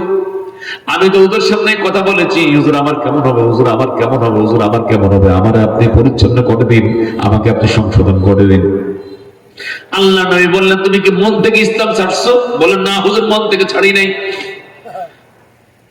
আল্লাহর নবী অপেক্ষমান রইলেন, আল্লাহ পাকের দিকে মুতাওয়াজ্জিহ হলেন। সঙ্গে সঙ্গে আল্লাহ রাব্বুল আলামিন সূরাতুন নাহলের 106 নং আয়াত নাযিল করে দিলেন। আল্লাহ পাক নাযিল করে দিলেন কুরআন কারীমের ভিতরে আল্লাহ পাক জানিয়ে দিয়েছেন, মান কাফারা বিল্লাহি মিন বা'দি ঈমানিহি ইল্লা মান উকরিহা ওয়া কলবুহু মুতমাইন্নুন বিল ঈমানি ওয়ালাকিন মান শারাহা বিল কুফরি সাদরান ফাআলাইহিম গাযাবুম মিনাল্লাহি ওয়া লাহুম আযাবুন আযীম। আল্লাহ পাক বলেন, যে ব্যক্তি আল্লাহকে অস্বীকার করলো ঈমান আনবার পরে, তবে ওই ব্যক্তি নয় যে ব্যক্তির প্রতি চাপ প্রয়োগ করে মুখ দিয়ে বাহির করা হয়েছে কুফরির কথাকে বুঝছেন? তার মানে ইচ্ছে করে যদি কেউ কুফরি করে তাহলে তার জন্য পরকালে মহাশাস্তি, কঠিন শাস্তি, ভয়াবহ শাস্তি। কিন্তু দুনিয়ার বুকে যদি ইল্লা মান উকরিহা জবরদস্তি করা হয়, জোরালো করা হয়, চাপ ক্রিয়েট করা হয়, ওয়া কলবুহু মুতমাইন্নুন বিল ঈমান, আর তার অন্তর কিন্তু ভেতরে ভেতরে কার প্রতি বিশ্বাস আছে? একাগ্র চিত্তে ইত্মিনানের সাথে আল্লাহর প্রতি বিশ্বাস রয়েছে। আর ওই ব্যক্তিকে চাপের কারণে যদি সে মুখ দিয়ে বলে ফেলে যে হে সাল্লাম, এই যে আমাদের বাংলাদেশে বিগত সময়গুলিতে কত নিরপরাধ মানুষকে নিয়ে রিমান্ডে দিয়া জোর করিয়া বিভিন্ন কথা আদায় করছে, কথা বলেন ঠিক কিনা? কথা কয় না ঠিক কিনা? কোন অন্যায় করে নাই, অপরাধ করে নাই, রিমান্ডের পর রিমান্ড দিয়েছে, বৈদ্যুতিক শর্ট দিয়েছে। 5ই আগস্টের পরে বহু মানুষের তথ্য আমরা সোশ্যাল মিডিয়ার মাধ্যমে পেয়েছি। বলেছে পেশাবের জায়গাতে বিদ্যুতের শর্ট দিয়ে দিয়েছে, এমন একটা চেয়ারে বসাইছে, খালি ঘুরতেছে, মাথার ঠিক নাই। এমন নির্যাতন করেছে, খাবার দেয় নাই, পানি দেয় নাই, যখন খাবার চেয়েছে, পানি চেয়েছে, পেশাব দিয়েছে খাইতে। এত নির্যাতন করেছে। নির্যাতনের মুখে পড়ে এক পর্যায়ে তারা বলছে, আমরা যা বলি তা বলবি, নইলে প্লাস দিয়া নখগুলিকে উঠাইয়া দিব, চাইনিজ করে আল দিয়া টুকরা টুকরা করে কেটে দিব, চোখের সামনে অস্ত্র নিয়া, ভারী অস্ত্র নিয়া, বিভিন্ন রকমের ভয় ভীতি দেখায়া আমরা যা বলি তা বলবি, এমন করে বিভিন্ন কথা আদায় করে নিত মন মতো। বলেন দেখে, ইচ্ছায় বলেছে নাকি চাপে পড়ে বলেছে? ইচ্ছায় নাকি চাপে পড়ে? চাপে পড়ে। আল্লাহ পাক এখানে বুঝালেন, কেউ ইচ্ছে করে ইসলাম ছাড়ে নাই, কুফরি করে নাই, চাপে পড়ে কুফরির কথা বলতে বাধ্য হয়ে গেছে, কিন্তু মনে মনে ঈমান আছে কার প্রতি? আল্লাহ পাক বলেন, ওই ব্যক্তিকে আল্লাহ ধরবেন না, ওই ব্যক্তিকে আল্লাহ মাফ করে দিবেন। আয়াত যখন নাযিল হলো, আম্মা রাদিয়াল্লাহু তাআলা নবীজিকে জড়ে ধরে বললেন, ইয়া রাসূলুল্লাহি, ইয়া হাবিবাল্লাহি, আল্লাহ এত বড় দয়াবান, এত বড় দয়াবান, আল্লাহ এত বড় মেহেরবান, আমি কল্পনা করতে পারি নাই। আমার ভাইয়েরা, প্রতিটা দিন নির্যাতন চলছে, নবীজিও কিন্তু নির্যাতনের চিত্র দেখেছিলেন। নবীজি তখন বলেছিলেন, সবরানিয়া আলা ইয়াসির ফা ইন্না মাউইদাকুমুল জান্নাহ, ইয়াসিরের পরিবারেরা ধৈর্য ধরো, তোমাদের জন্য আল্লাহর জান্নাতের ওয়াদা রয়েছে। প্রিয় ভাইয়েরা আমার, বন্ধুরা আমার, কাফেররা খবর পেল হযরতে খাব্বাব রাদিয়াল্লাহু তাআলা ঈমান এনেছেন, ইসলাম গ্রহণ করেছেন, তিনি নামাজ পড়েন। খাব্বাব রাদিয়াল্লাহু তাআলা আনহু মেরাজের রাতে 5 ওয়াক্ত নামাজ ফরজ হওয়ার আগে নবী করিম সাল্লাল্লাহু আলাইহি ওয়াসাল্লাম তিনি নামাজ পড়তেন, সকালে এবং বিকেলে। সাহাবায়ে কেরাম পড়তেন, সুবহানাল্লাহ বলেন। ফাসাব্বিহ বিহামদি রাব্বিকা ক্বাবলা তুলুইশ শামসি ওয়া ক্বাবলাল গুরুব। প্রিয় ভাইয়েরা আমার, বন্ধুরা আমার, নবী করিম সাল্লাল্লাহু আলাইহি ওয়াসাল্লামের দেখা দেখি সাহাবায়ে কেরাম বিভিন্ন সময়ে তারা মসজিদুল হারামের ভেতরে ঢুকে নামাজ পড়তেন। খাব্বাব রাদিয়াল্লাহু তাআলা একদিন গেলেন নামাজ পড়বার জন্য। খাব্বাব রাদিয়াল্লাহু তাআলাকে ধরে আনা হলো। খাব্বাব রাদিয়াল্লাহু তাআলাকে ধরে এনে কাফেররা নিয়ে গিয়েছে ওদের টর্চার সেলে নিয়ে যেখানে নির্যাতন করা হয়, সেখানে নিয়ে ওনাকে অঙ্গার বিছিয়ে, জ্বলন্ত অঙ্গার বিছিয়ে খাব্বাব রাদিয়াল্লাহু তাআলাকে পিঠ করে তো তাহলে যে পিঠ করে, পিঠটা নিচের দিকে অঙ্গারের দিকে দিয়া চাপ দিয়া রাখছে। কথা কি বুঝছেন সবাই? হযরত খাব্বাব রাদিয়াল্লাহু তাআলা ধরে লোকের এনে জ্বলন্ত অঙ্গার বিছানো, ওটার উপরে পিঠটা দিয়ে ওনাকে শোয়া দিয়েছে। শোয়া বুকুর উপরে বড় পাথর দিয়ে হাত আর পা চারজন মানুষের চাপ দিয়ে ধরে রাখছে। জ্বলন্ত অঙ্গারের কারণে চামড়াগুলি পড়ে গেল, রক্তগুলি বেরিয়ে গেল, চর্বিগুলি গলে গেল, ওরা নিথর হয়ে গেলেন। কাফেররা মনে করেছে খাব্বাব রাদিয়াল্লাহু তাআলা মারা গিয়েছে, মনে চলে গেল।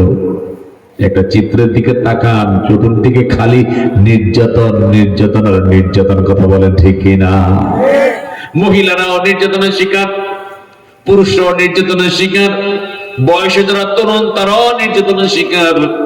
কিন্তু একজন মুসলমানও আসল ইমানের জায়গা থেকে দূরে সরে যায় নাই। প্রিয় ভাইয়েরা আমার, বন্ধুরা আমার, হযরত খাব্বাব রাদিয়াল্লাহু তাআলা তিনি জ্বলন্ত অঙ্গারের উপরে, যখন তারা মনে করেছেন মারা গিয়েছে, ওরা চলে গিয়েছে, গভীর রজনী খাব্বাব রাদিয়াল্লাহু তাআলা হুঁশ ফিরে এলো। আগুনের কয়লাগুলি ওনার চর্বি আর রক্তের কারণে গলে নিভে গিয়েছে। উনি উঠলেন, উঠে চলে এলেন বহু কষ্টে ওই জায়গা থেকে নিরাপদ জায়গায়। পরের দিন এলেন, দেখলেন আল্লাহ নবী মুহাম্মদ সাল্লাল্লাহু আলাইহি ওয়াসাল্লাম খুঁজতে খুঁজতে নবীজিকে পেয়ে গেলেন কাবার চত্বরে। সহিহ বুখারী 3612 নং হাদিস। আন খাব্বাব ইবনে আরত রাদিয়াল্লাহু তাআলা قال شكونا الى رسول الله صلى الله عليه وسلم وهو متوسد بردة له في ظل الكعبة।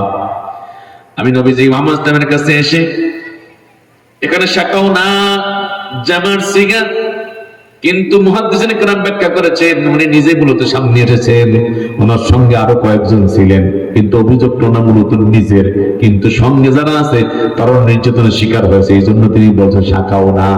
কথা কি বুঝছেন নি ভাইরা? উনি সামনে, ওনার সঙ্গে আরো কয়েকজন।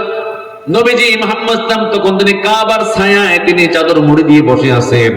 কুলনা লাহু, আমরা বললাম নবীজিকে, আলা তাস্তানসিরু লানা, হুজুর আপনি কি আল্লাহর কাছে আমাদের জন্য সাহায্য প্রার্থনা করবেন না? আলা তাদউল্লাহ লানা, আল্লাহর কাছে আমাদের জন্য কি দোয়া করবেন না? মানে হুজুর এত মার দিচ্ছে, পানির ভিতরে চুবাচ্ছে, তরবারে দিয়ে আঘাত করতেছে, অঙ্গারের মধ্যে ফেলে দিচ্ছে, মরুভূমিতে চিৎ করে শুয়ে মুখে পাথর চাপা দিয়ে দিয়েছে, মারা যাচ্ছে, আহত হয়ে যাচ্ছে, পঙ্গু হয়ে যাচ্ছে, চোখ উঠিয়ে ফেলতেছে, কান কেটে ফেলতেছে, আঙুল কেটে ফেলতেছে। হুজুর আর কত নির্যাতন হবে হুজুর? আল্লাহ নবী বললেন, কানা রাজুলু ফীমান ক্বাবলাকুম, তোমাদের পূর্বে এমন সময় গিয়েছে, এমন জাতি গিয়েছে, এমন ইমানদাররা গুজরাইছে, চলে গিয়েছে, ইউফারুল্লাহু ফিল আরদি, তাদের জন্য জমিনের মধ্যে গর্ত করা হতো, ফায়ুজআলু ফীহি, এরপরে তাকে গর্তের মধ্যে রেখে দেওয়া হতো। কোমর পর্যন্ত গর্ত করে, একটা মানুষ যদি মাটি চাপা দিয়া দেয়, লোকটা এখান থেকে উঠতে পারবে নাকি? বলেন পারবে? লোকটাকে ডেকে এনে এই গর্তের ভিতরে রেখে মাটি চাপা দিয়া রাখা হতো। ফায়ুজাউ বিল মিনশার, কড়াত নিয়ে আসা হতো, কড়াত নিয়ে এসে ফায়ুদাউ আলা রাসিহি, অন্যদের ফায়ুদাউ আলা মাফরাক রাসিহি, কড়াত নিয়ে এসে মাথার মাঝখান বরাবর রাখা হতো, দুদিকে টান দেওয়া হতো। ফায়ুশাক্কু বিসনাইন, দুদিক থেকে কড়া দিয়ে টান দেওয়া হতো, মাথা দ্বিখণ্ডিত হয়ে যেত, গলা দ্বিখণ্ডিত হয়ে যেত, গোটা বডিটা দ্বিখণ্ডিত হয়ে যেত। ওমা ইয়াসুদ্দুহু যালিকা আন দীনিহি, এত নির্যাতন করার পরও ওই মুসলমানদেরকে ঈমান থেকে কাফেররা সরাতে পারে নাই। প্রিয় ভাইয়েরা আমার, বন্ধুরা আমার, পবিত্র কোরআনে এমন বহু চিত্র রয়েছে, যেমন সূরা বুরুজের ভিতরে আসছে, বাদশা ইউসুফ জুনাস যখন সে ক্ষমতা ইয়েমেনের, তখন সে সেই দেশে আইন করেছে, আমার দেশে কোনো আল্লাহতে বিশ্বাসী মানুষ থাকতে পারবে না। জোরে বলুন নাউজুবিল্লাহ। এরকম জালেম পৃথিবীতে বিভিন্ন জায়গায় আছে নাকি নাই? ছিল নাকি এখনো আছে? আগেও ছিল, এখনো আছে। কথা বলেন ঠিক কিনা? এই তুরস্কের ভিতরে উসমানীয় খেলাফত যখন ব্যবস্থা ভেঙে গেল, কামাল আতাতুর্ক তুরস্কের প্রেসিডেন্ট হলো, আইন করেছে মসজিদে আযান দেওয়া যাবে না, কোরআন কারীমে ছাপা যাবে না, কোরআন প্রিন্ট হবে না, কোরআন বিক্রি করা যাবে না, যার বাড়িতে কোরআন পাওয়া যাবে তাকেই গ্রেফতার করা হবে। কত নির্মমতা দেখেন। বোরকা পরা নিষিদ্ধ করে দিয়েছে, আরবিতে নাম রাখা নিষিদ্ধ করে দিয়েছে। গোটা তুরস্কের মধ্যে ইসলামাইজেশন বলতে কিচ্ছু নাই। গোটা তুরস্কের ভিতরে ইমামদেরকে মসজিদ থেকে বের করেছে, মুয়াজ্জিনদেরকে বের করছে, নামাজের কোনো জায়গা নাই, মসজিদগুলি তালা মারা। বিভিন্ন মসজিদের মধ্যে মদের ক্লাব বসিয়ে দিয়েছে, বলেন নাউযুবিল্লাহ। আয়া সুফিয়ার মতো মসজিদকে বন্ধ করে দিয়েছে। কিন্তু আল্লাহ রাব্বুল আলামিন কালের আবর্তনে এমন পরিবর্তন ঘটিয়ে দিলেন, আজকে যিনি তুরস্কের প্রেসিডেন্ট তিনি নিজেই 30 পারা কোরআনের হাফেজ। চিত্র পাল্টে দেন কে? আরো যারা বলেন চিত্র পাল্টে দেন কে? যেই মক্কায় কাফেররা তো নির্যাতন মুসলমানদের উপরে চালায়, আজকে সারা পৃথিবীর মুসলমানরা গিয়া ওই কাবা গিয়া তওয়াফ করে হজের কাজ সারে। কথা বলেন ঠিক কিনা? আর যে মুশরিকরা ওই কাবার চত্বরে এবং বিভিন্ন জায়গায় মুসলমানদেরকে টর্চার করত, ওই মুশরিকদের সিটে ফটো হারামাইন শরীফাইনে নাই। কথা বলেন ঠিক কিনা? জাজিরাতুল আরবে নাই। কথা বলেন ঠিক কিনা? প্রিয় ভাইয়েরা আমার, বন্ধুরা আমার, বাদশা ইউসুফ জুলুমা সাইন করেছে, আমার দেশে আল্লাহর বিশ্বাসী কোনো লোক থাকতে পারবে না। বহু দেবতায় বিশ্বাসী মানুষেরা সে দেশে বসবাস করে। ওই দেশের ভিতরে ছিল একজন জাদুকর, জাদুবিদ্যার মাধ্যমে বাদশাকে সহায়তা করত। জাদুবিদ্যা হালাল না হারাম? জোরে বলুন। কবিরা গুনাহ না সগীরা গুনাহ? কবিরা গুনাহ। জাদুবিদ্যা শিখা যাবে না, শিখানো যাবে না, জাদুবিদ্যার উপরে বিশ্বাস করা যাবে না। এটা সম্পূর্ণ ভেলকিবাজি, শয়তানের কারবার। কার কারবার? প্রিয় ভাইয়েরা আমার, বন্ধুরা আমার, জামে তিরমিজির বর্ণনা, নবী করিম সাল্লাল্লাহু আলাইহি ওয়াসাল্লাম বলেন, কানা মালিকুম মিনাল মুলুকি ওয়া কানা লিযালিকাল মালিকি কাহিনুন। আল্লাহ নবী বলেন, বিগত আমলে একজন বড় গণক ছিল, জাদুকর ছিল।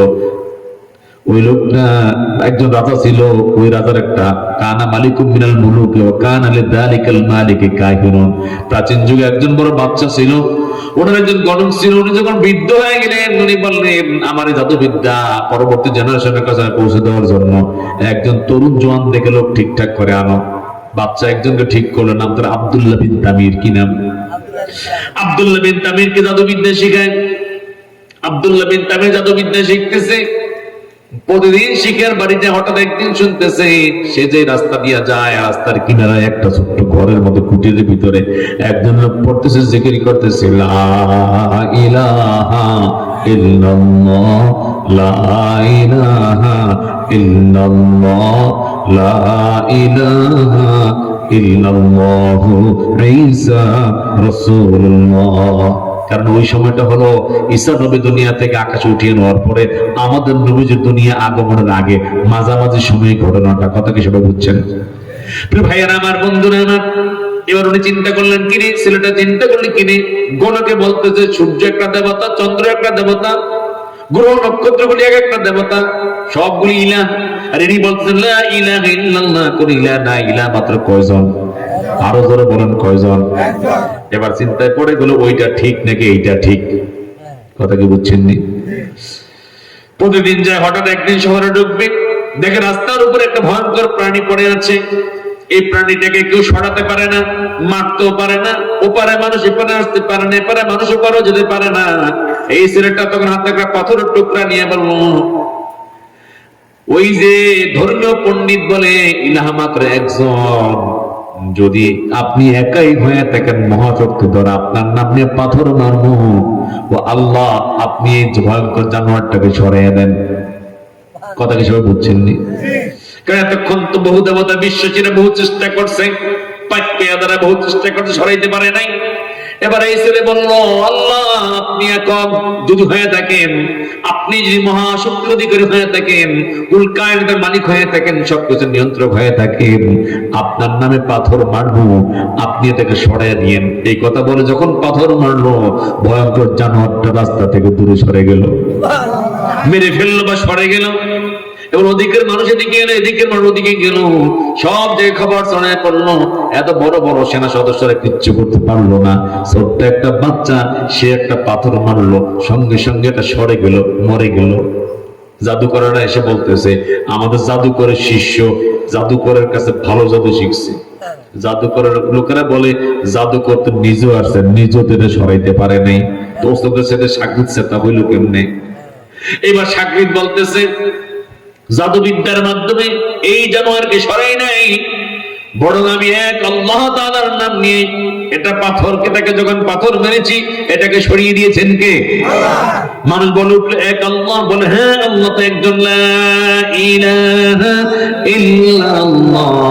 এবার সব জায়গায় সংবাদ ছড়িয়ে পড়লো যে জাদুবিদ্যা শিখে যেই ছেলেটা, ওই ছেলেটা এক আল্লাহ বিশ্বাসী। নারে তাকবীর। লোকেরা বলল তার ভিতরে অলৌকিকত্ব দেখি আপনাকে বোধ হয় ওই এক আল্লাহ খুব বেশি ভালোবাসেন, নইলে একটা ছোট্ট পাথর লাগাতে ভয়ঙ্কর জানোয়ার সরে যাওয়ার কথা না।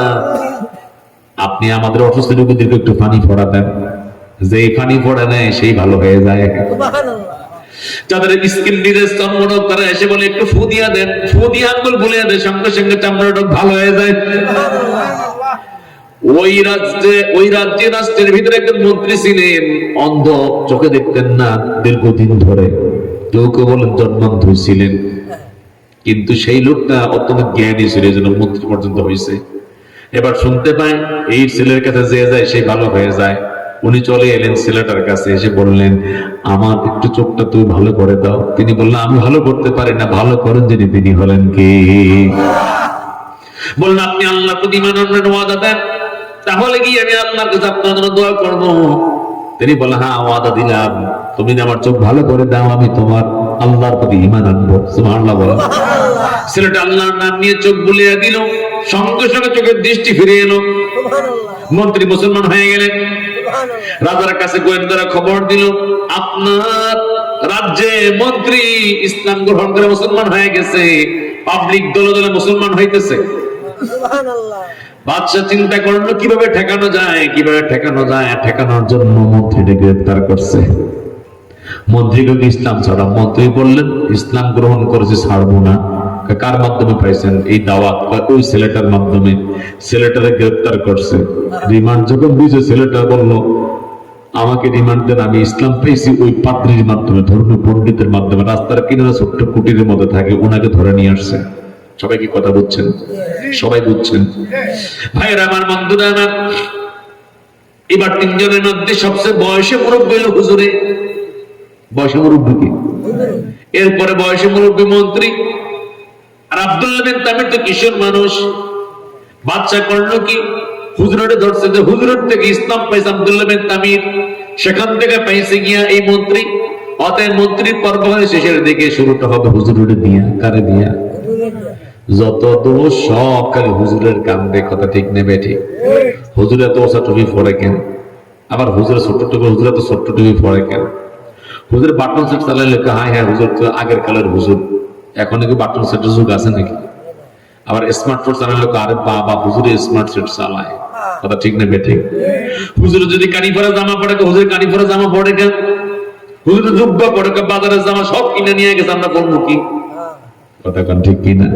হুজুরের খাট্ট জামা পড়লো দোষ, লম্বা জামা পড়লো দোষ, বাটন সেট চালাইলেও দোষ, স্মার্ট সেট চালাইলেও দোষ, হুজুর টুপি লম্বা দিল দোষ, হুজুর টুপি ছোট্ট দিল দোষ, সব দোষ খালি হুজুরের নিয়ে।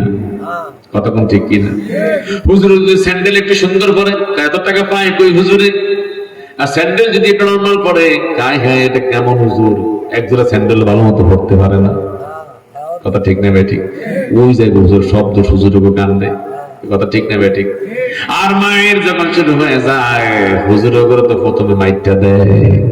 কথা ঠিক নেবে? ঠিক। কথা কয় না? কথা ঠিক নেবে? ঠিক। শাপলা চত্বরে যারা মারা গিয়েছে এরা হুজুর ছিল কিনা? কথা কয় না? হুজুর ছিল কিনা? হুজুর ছিল, তাহলে হুজুরটা মাইর খাইছে কিনা? কথা কয় না? হুজুরটা মাইর খাইছে কিনা? আর আমি যুগে যুগে সব নবীরা ছিলেন, নবীদের চাইতে বড় হুজুরের কারা? নবীদের সাহাবীদের চাইতে আর বড় হুজুর কারা হইতে পারে? তারাই যখন মায়ের খেয়েছেন, বোঝা গেল এই মায়ের আমরা প্রাচীন কাল থেকে পাইয়া আসছি। কথা বলেন ঠিক কিনা? এবার হুজুরেরা নির্যাতন করবে, মাটিতে গর্ত করা হলো, হুজুরকে কোমর পর্যন্ত মাটি চাপা দিয়ে দেওয়া হলো। বলা হলো হুজুর ইসলাম ছেড়ে দেন। বলো না ছাড়বো না, ছাড়বো না, কড়া নিয়ে আসে মারো।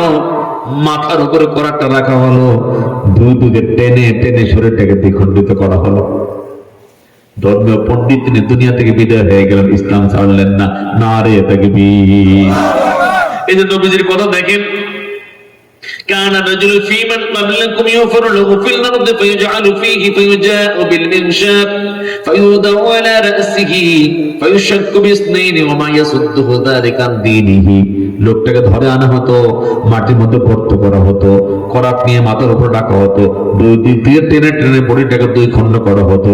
এরপর ইসলাম থেকে চুল পরিমাণে সরাইতে পারতো না। নারে তাকবীর। তাহলে আগের যুগে ইসলামের কারণে এই কঠিন পরিস্থিতির মুখোমুখি লোকেরা হয়েছেন কিনা? কথা বলেন, হয়েছেন কিনা? হযরত ইয়াহইয়া আলাইহিস সালাম দুনিয়ার কদর একজন পয়গম্বর, নিজেও পয়গম্বর, ওনার বাবা জাকারিয়া আলাইহিস সালামও পয়গম্বর। ইয়াহইয়া আলাইহিস সালামকে বাদশা বললো, আমার মতো করে একটা ফতোয়া তুমি দিনা।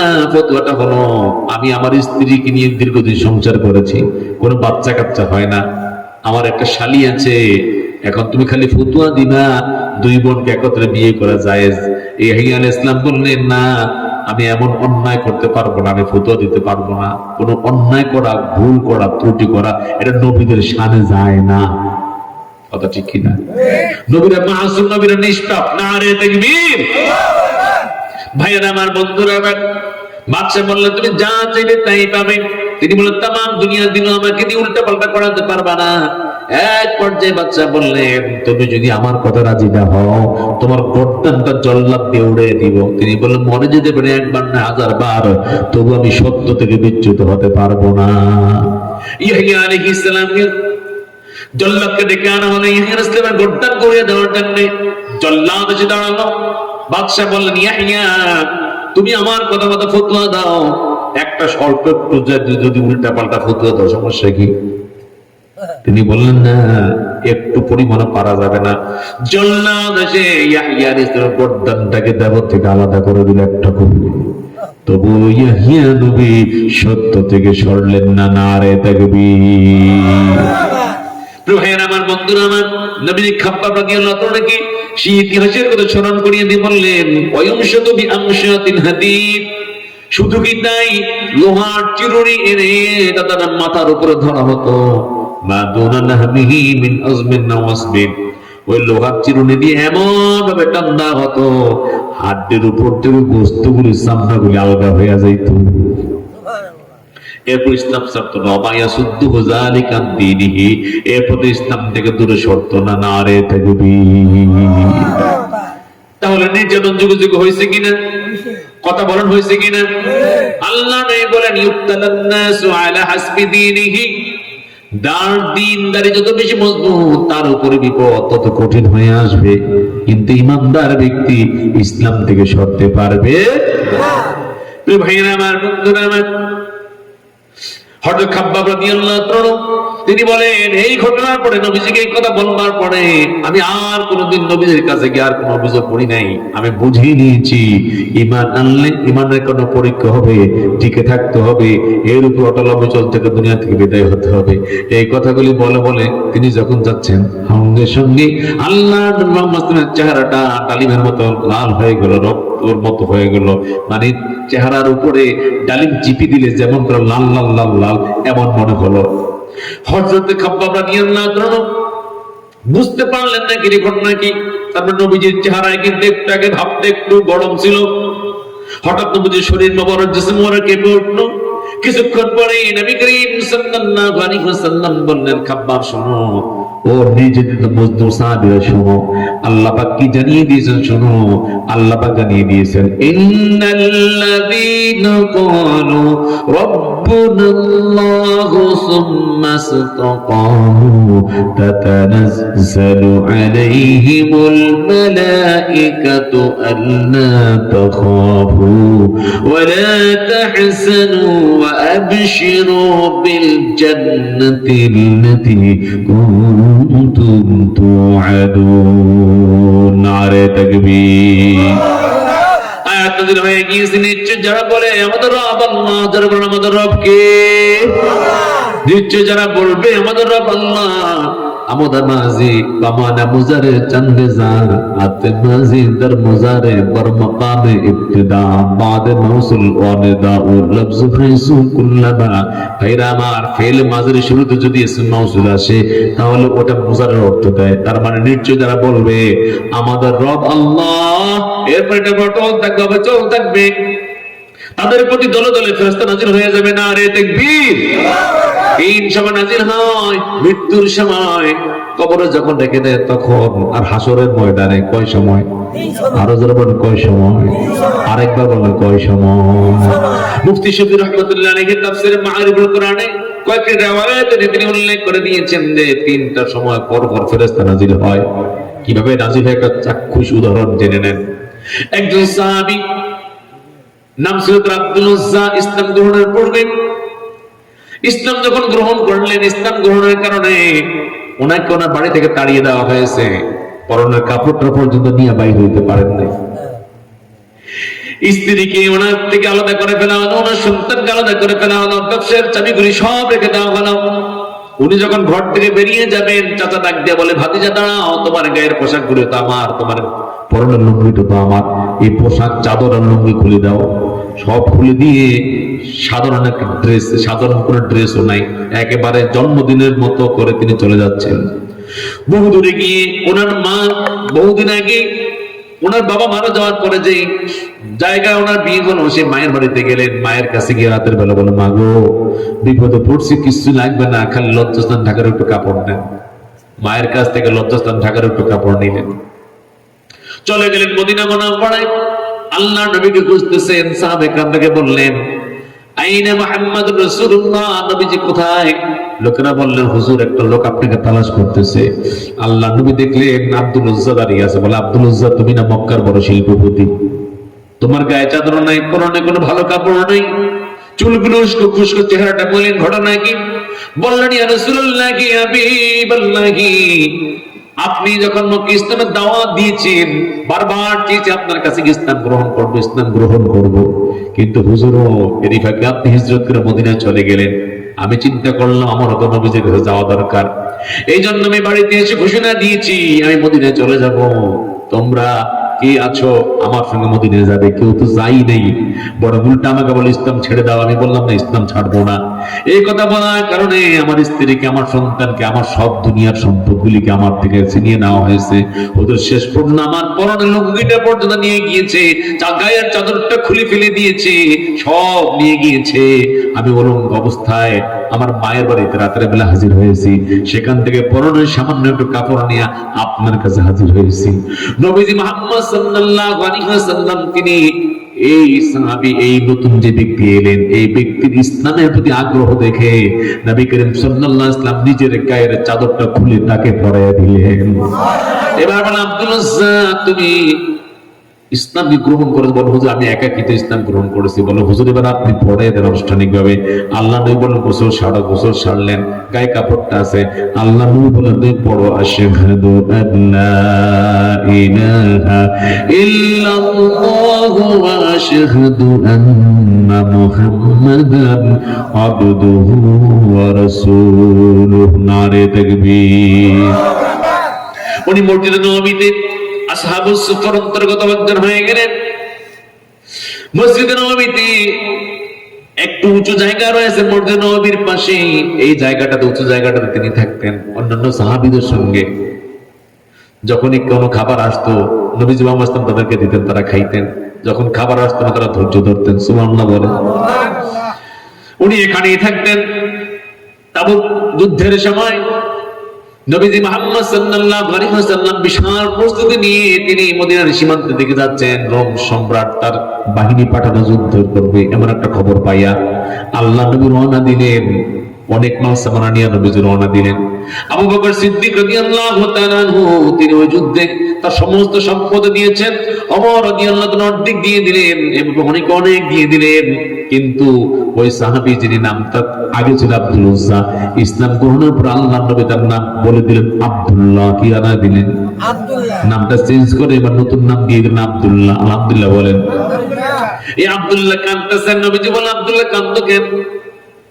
নবীজি গায়ে হাত দিয়ে দেখেন জ্বর ওনার গায়ে। বললেন, নবীজি বললেন, তুমি কি জ্বরের কারণে কাঁদতেছো? বল, হুজুর জ্বরের কারণে কান্দি না, আমি কান্দি এই জন্য আমার মক্কায় অনেক ধন সম্পত্তি অনেক কিছু ছিল, আজকে সাহাবীরা কত কিছু দান করলো, আমি কিছুই দিতে পারলাম না, আমার কাছে কিছুই নাই। ইয়া রাসূলুল্লাহ, ইয়া হাবিবাল্লাহ, কাঁদতেছি ওই কথা মনে করে করে। আমি ইসলাম মক্কার শিল্পপতি, আজকে আমি ইসলাম গ্রহণের কারণে একজন সাধারণ মানুষে পরিণত হয়ে গেলাম। আমার যদি আর সব থাকতো আপনাকে আমি সব দিয়ে দিতাম। ইয়া রাসূলুল্লাহ, আমি তো কিছু দিতে পারলাম না, আমাকে আপনি দয়া করে যুদ্ধের ময়দানে নিয়ে যান, আমাকে আপনি ঢাল হিসেবে ব্যবহার করবেন। কাফেরদের পক্ষ থেকে নিক্ষিপ্ত তীর গুলি আর তরবারি গুলি যখন আঘাত আসবে আমার পিঠে পড়বে, আপনার গায়ে যেন ওদের একটা নিক্ষিপ্ত ফুল যেন না লাগে। প্রিয় ভাইয়েরা আমার, বন্ধুরা আমার, নবী করিম সাল্লাল্লাহু আলাইহি ওয়াসাল্লাম বললেন, আব্দুল্লাহ ধৈর্য ধরো, শান্ত হও, তুমি অসুস্থ মানুষ, অসুস্থতার জন্য তো রুখসত দেওয়া হয়েছে, তুমি থাকো, তুমি যুদ্ধের ময়দানে তোমাকে যেতে হবে না। বললেন, না হুজুর আমি যাবই যাব। আল্লাহর নবী একজন সাহাবীকে বললেন, একটা সবুজ গাছের একটা বাকল নিয়ে আসো। নিয়ে আসে হলো, আল্লাহ নবী হাতে লাগিয়ে দিবেন, আল্লাহ আব্দুল্লাহ রক্তকে আমি যুদ্ধের ময়দানের জন্য হারাম করে দিলাম, আপনি দয়া করে এই বিষয়টা গ্রহণ করে নেন। এই কথা বলে নবীজির উদ্দেশ্যে, তুমি অসুস্থ মানুষ, জ্বরে আক্রান্ত, এখানেই তুমি থাকো, সেবানে অসুস্থ হও। নবীজি চলে গেলেন সাহাবায়ে কেরামদেরকে নিয়ে। এই সাহাবী করলেন কি, পেছনে পেছনে দৌড়ায়া দৌড়ায়া ওই বাহিনীর সঙ্গে যোগ দিলেন। আল্লাহর নবী মুহাম্মদ সাল্লাল্লাহু আলাইহি ওয়াসাল্লাম তিনি যাচ্ছেন, প্রতিমধ্যে খবর ছড়িয়ে পড়ল, ইয়া রাসূলুল্লাহ, আপনার সাহাবী আব্দুল্লাহ ঘোড়ার পিঠ থেকে পড়ে গিয়েছে, পড়ে গিয়ে এখন সে কাতরাচ্ছে কঠিন ভাবে। নবী করিম সাল্লাল্লাহু আলাইহি ওয়াসাল্লাম কাছে গেলেন, আব্দুল্লাহ নবীজি মুহাম্মদের দিকে চোখ তুলে তাকালেন। নবীজি নিজের রানের উপরে আব্দুল্লাহ রাদিয়াল্লাহু তাআলা মাথাটা রাখলেন, উনি পড়তেছেন, আশহাদু আল্লা ইলাহা ইল্লাল্লাহ ওয়া আশহাদু আন্না মুহাম্মাদান আবদুহু ওয়া রাসূলুহু। এরপরে চক্ষু বন্ধ হয়ে গেল। নবী করিম সাল্লাল্লাহু আলাইহি ওয়াসাল্লাম ওনাকে দেখে, ওনার এই চিত্র দেখে কাঁদতে লাগলেন। কিছুক্ষণ পরে নবী করিম সাল্লাল্লাহু আলাইহি ওয়াসাল্লাম মুস্কি হেসে দিলেন। এরপর নবীজি মুহাম্মদ সাল্লাল্লাহু আলাইহি ওয়াসাল্লাম চেহারাটা ফিরিয়ে ফেললেন। সাহাবায়ে কেরাম বললেন, হুজুর আমরা কিছু বুঝলাম না, আপনি কাঁদলেন, আপনি হাসলেন, আপনি চেহারা ফিরালেন। নবী করিম সাল্লাল্লাহু আলাইহি ওয়াসাল্লাম বললেন, আব্দুল্লাহ ইসলামের জন্য বহু ত্যাগ কুরবানি স্বীকার করেছে, আমি এটাকে মানা করেছি, মানে নাই, আমার সঙ্গে রওনা দিয়েছে। তার মৃত্যু যখন সময়টা চলে আসছে, আমার ওই স্মৃতিটা মনে উঠলো, দ্বীনের জন্য কত কষ্ট এই সাহাবী করলো, এই জন্য আমি স্বাভাবিক ভঙ্গিতে আমার চোখে পানি চলে এসেছে। এরপর আমি দেখলাম আল্লাহর ফেরেশতারা তার রূহটাকে প্রটোকল দিয়ে নেওয়ার জন্য জিবরাইল আমিনের নেতৃত্বে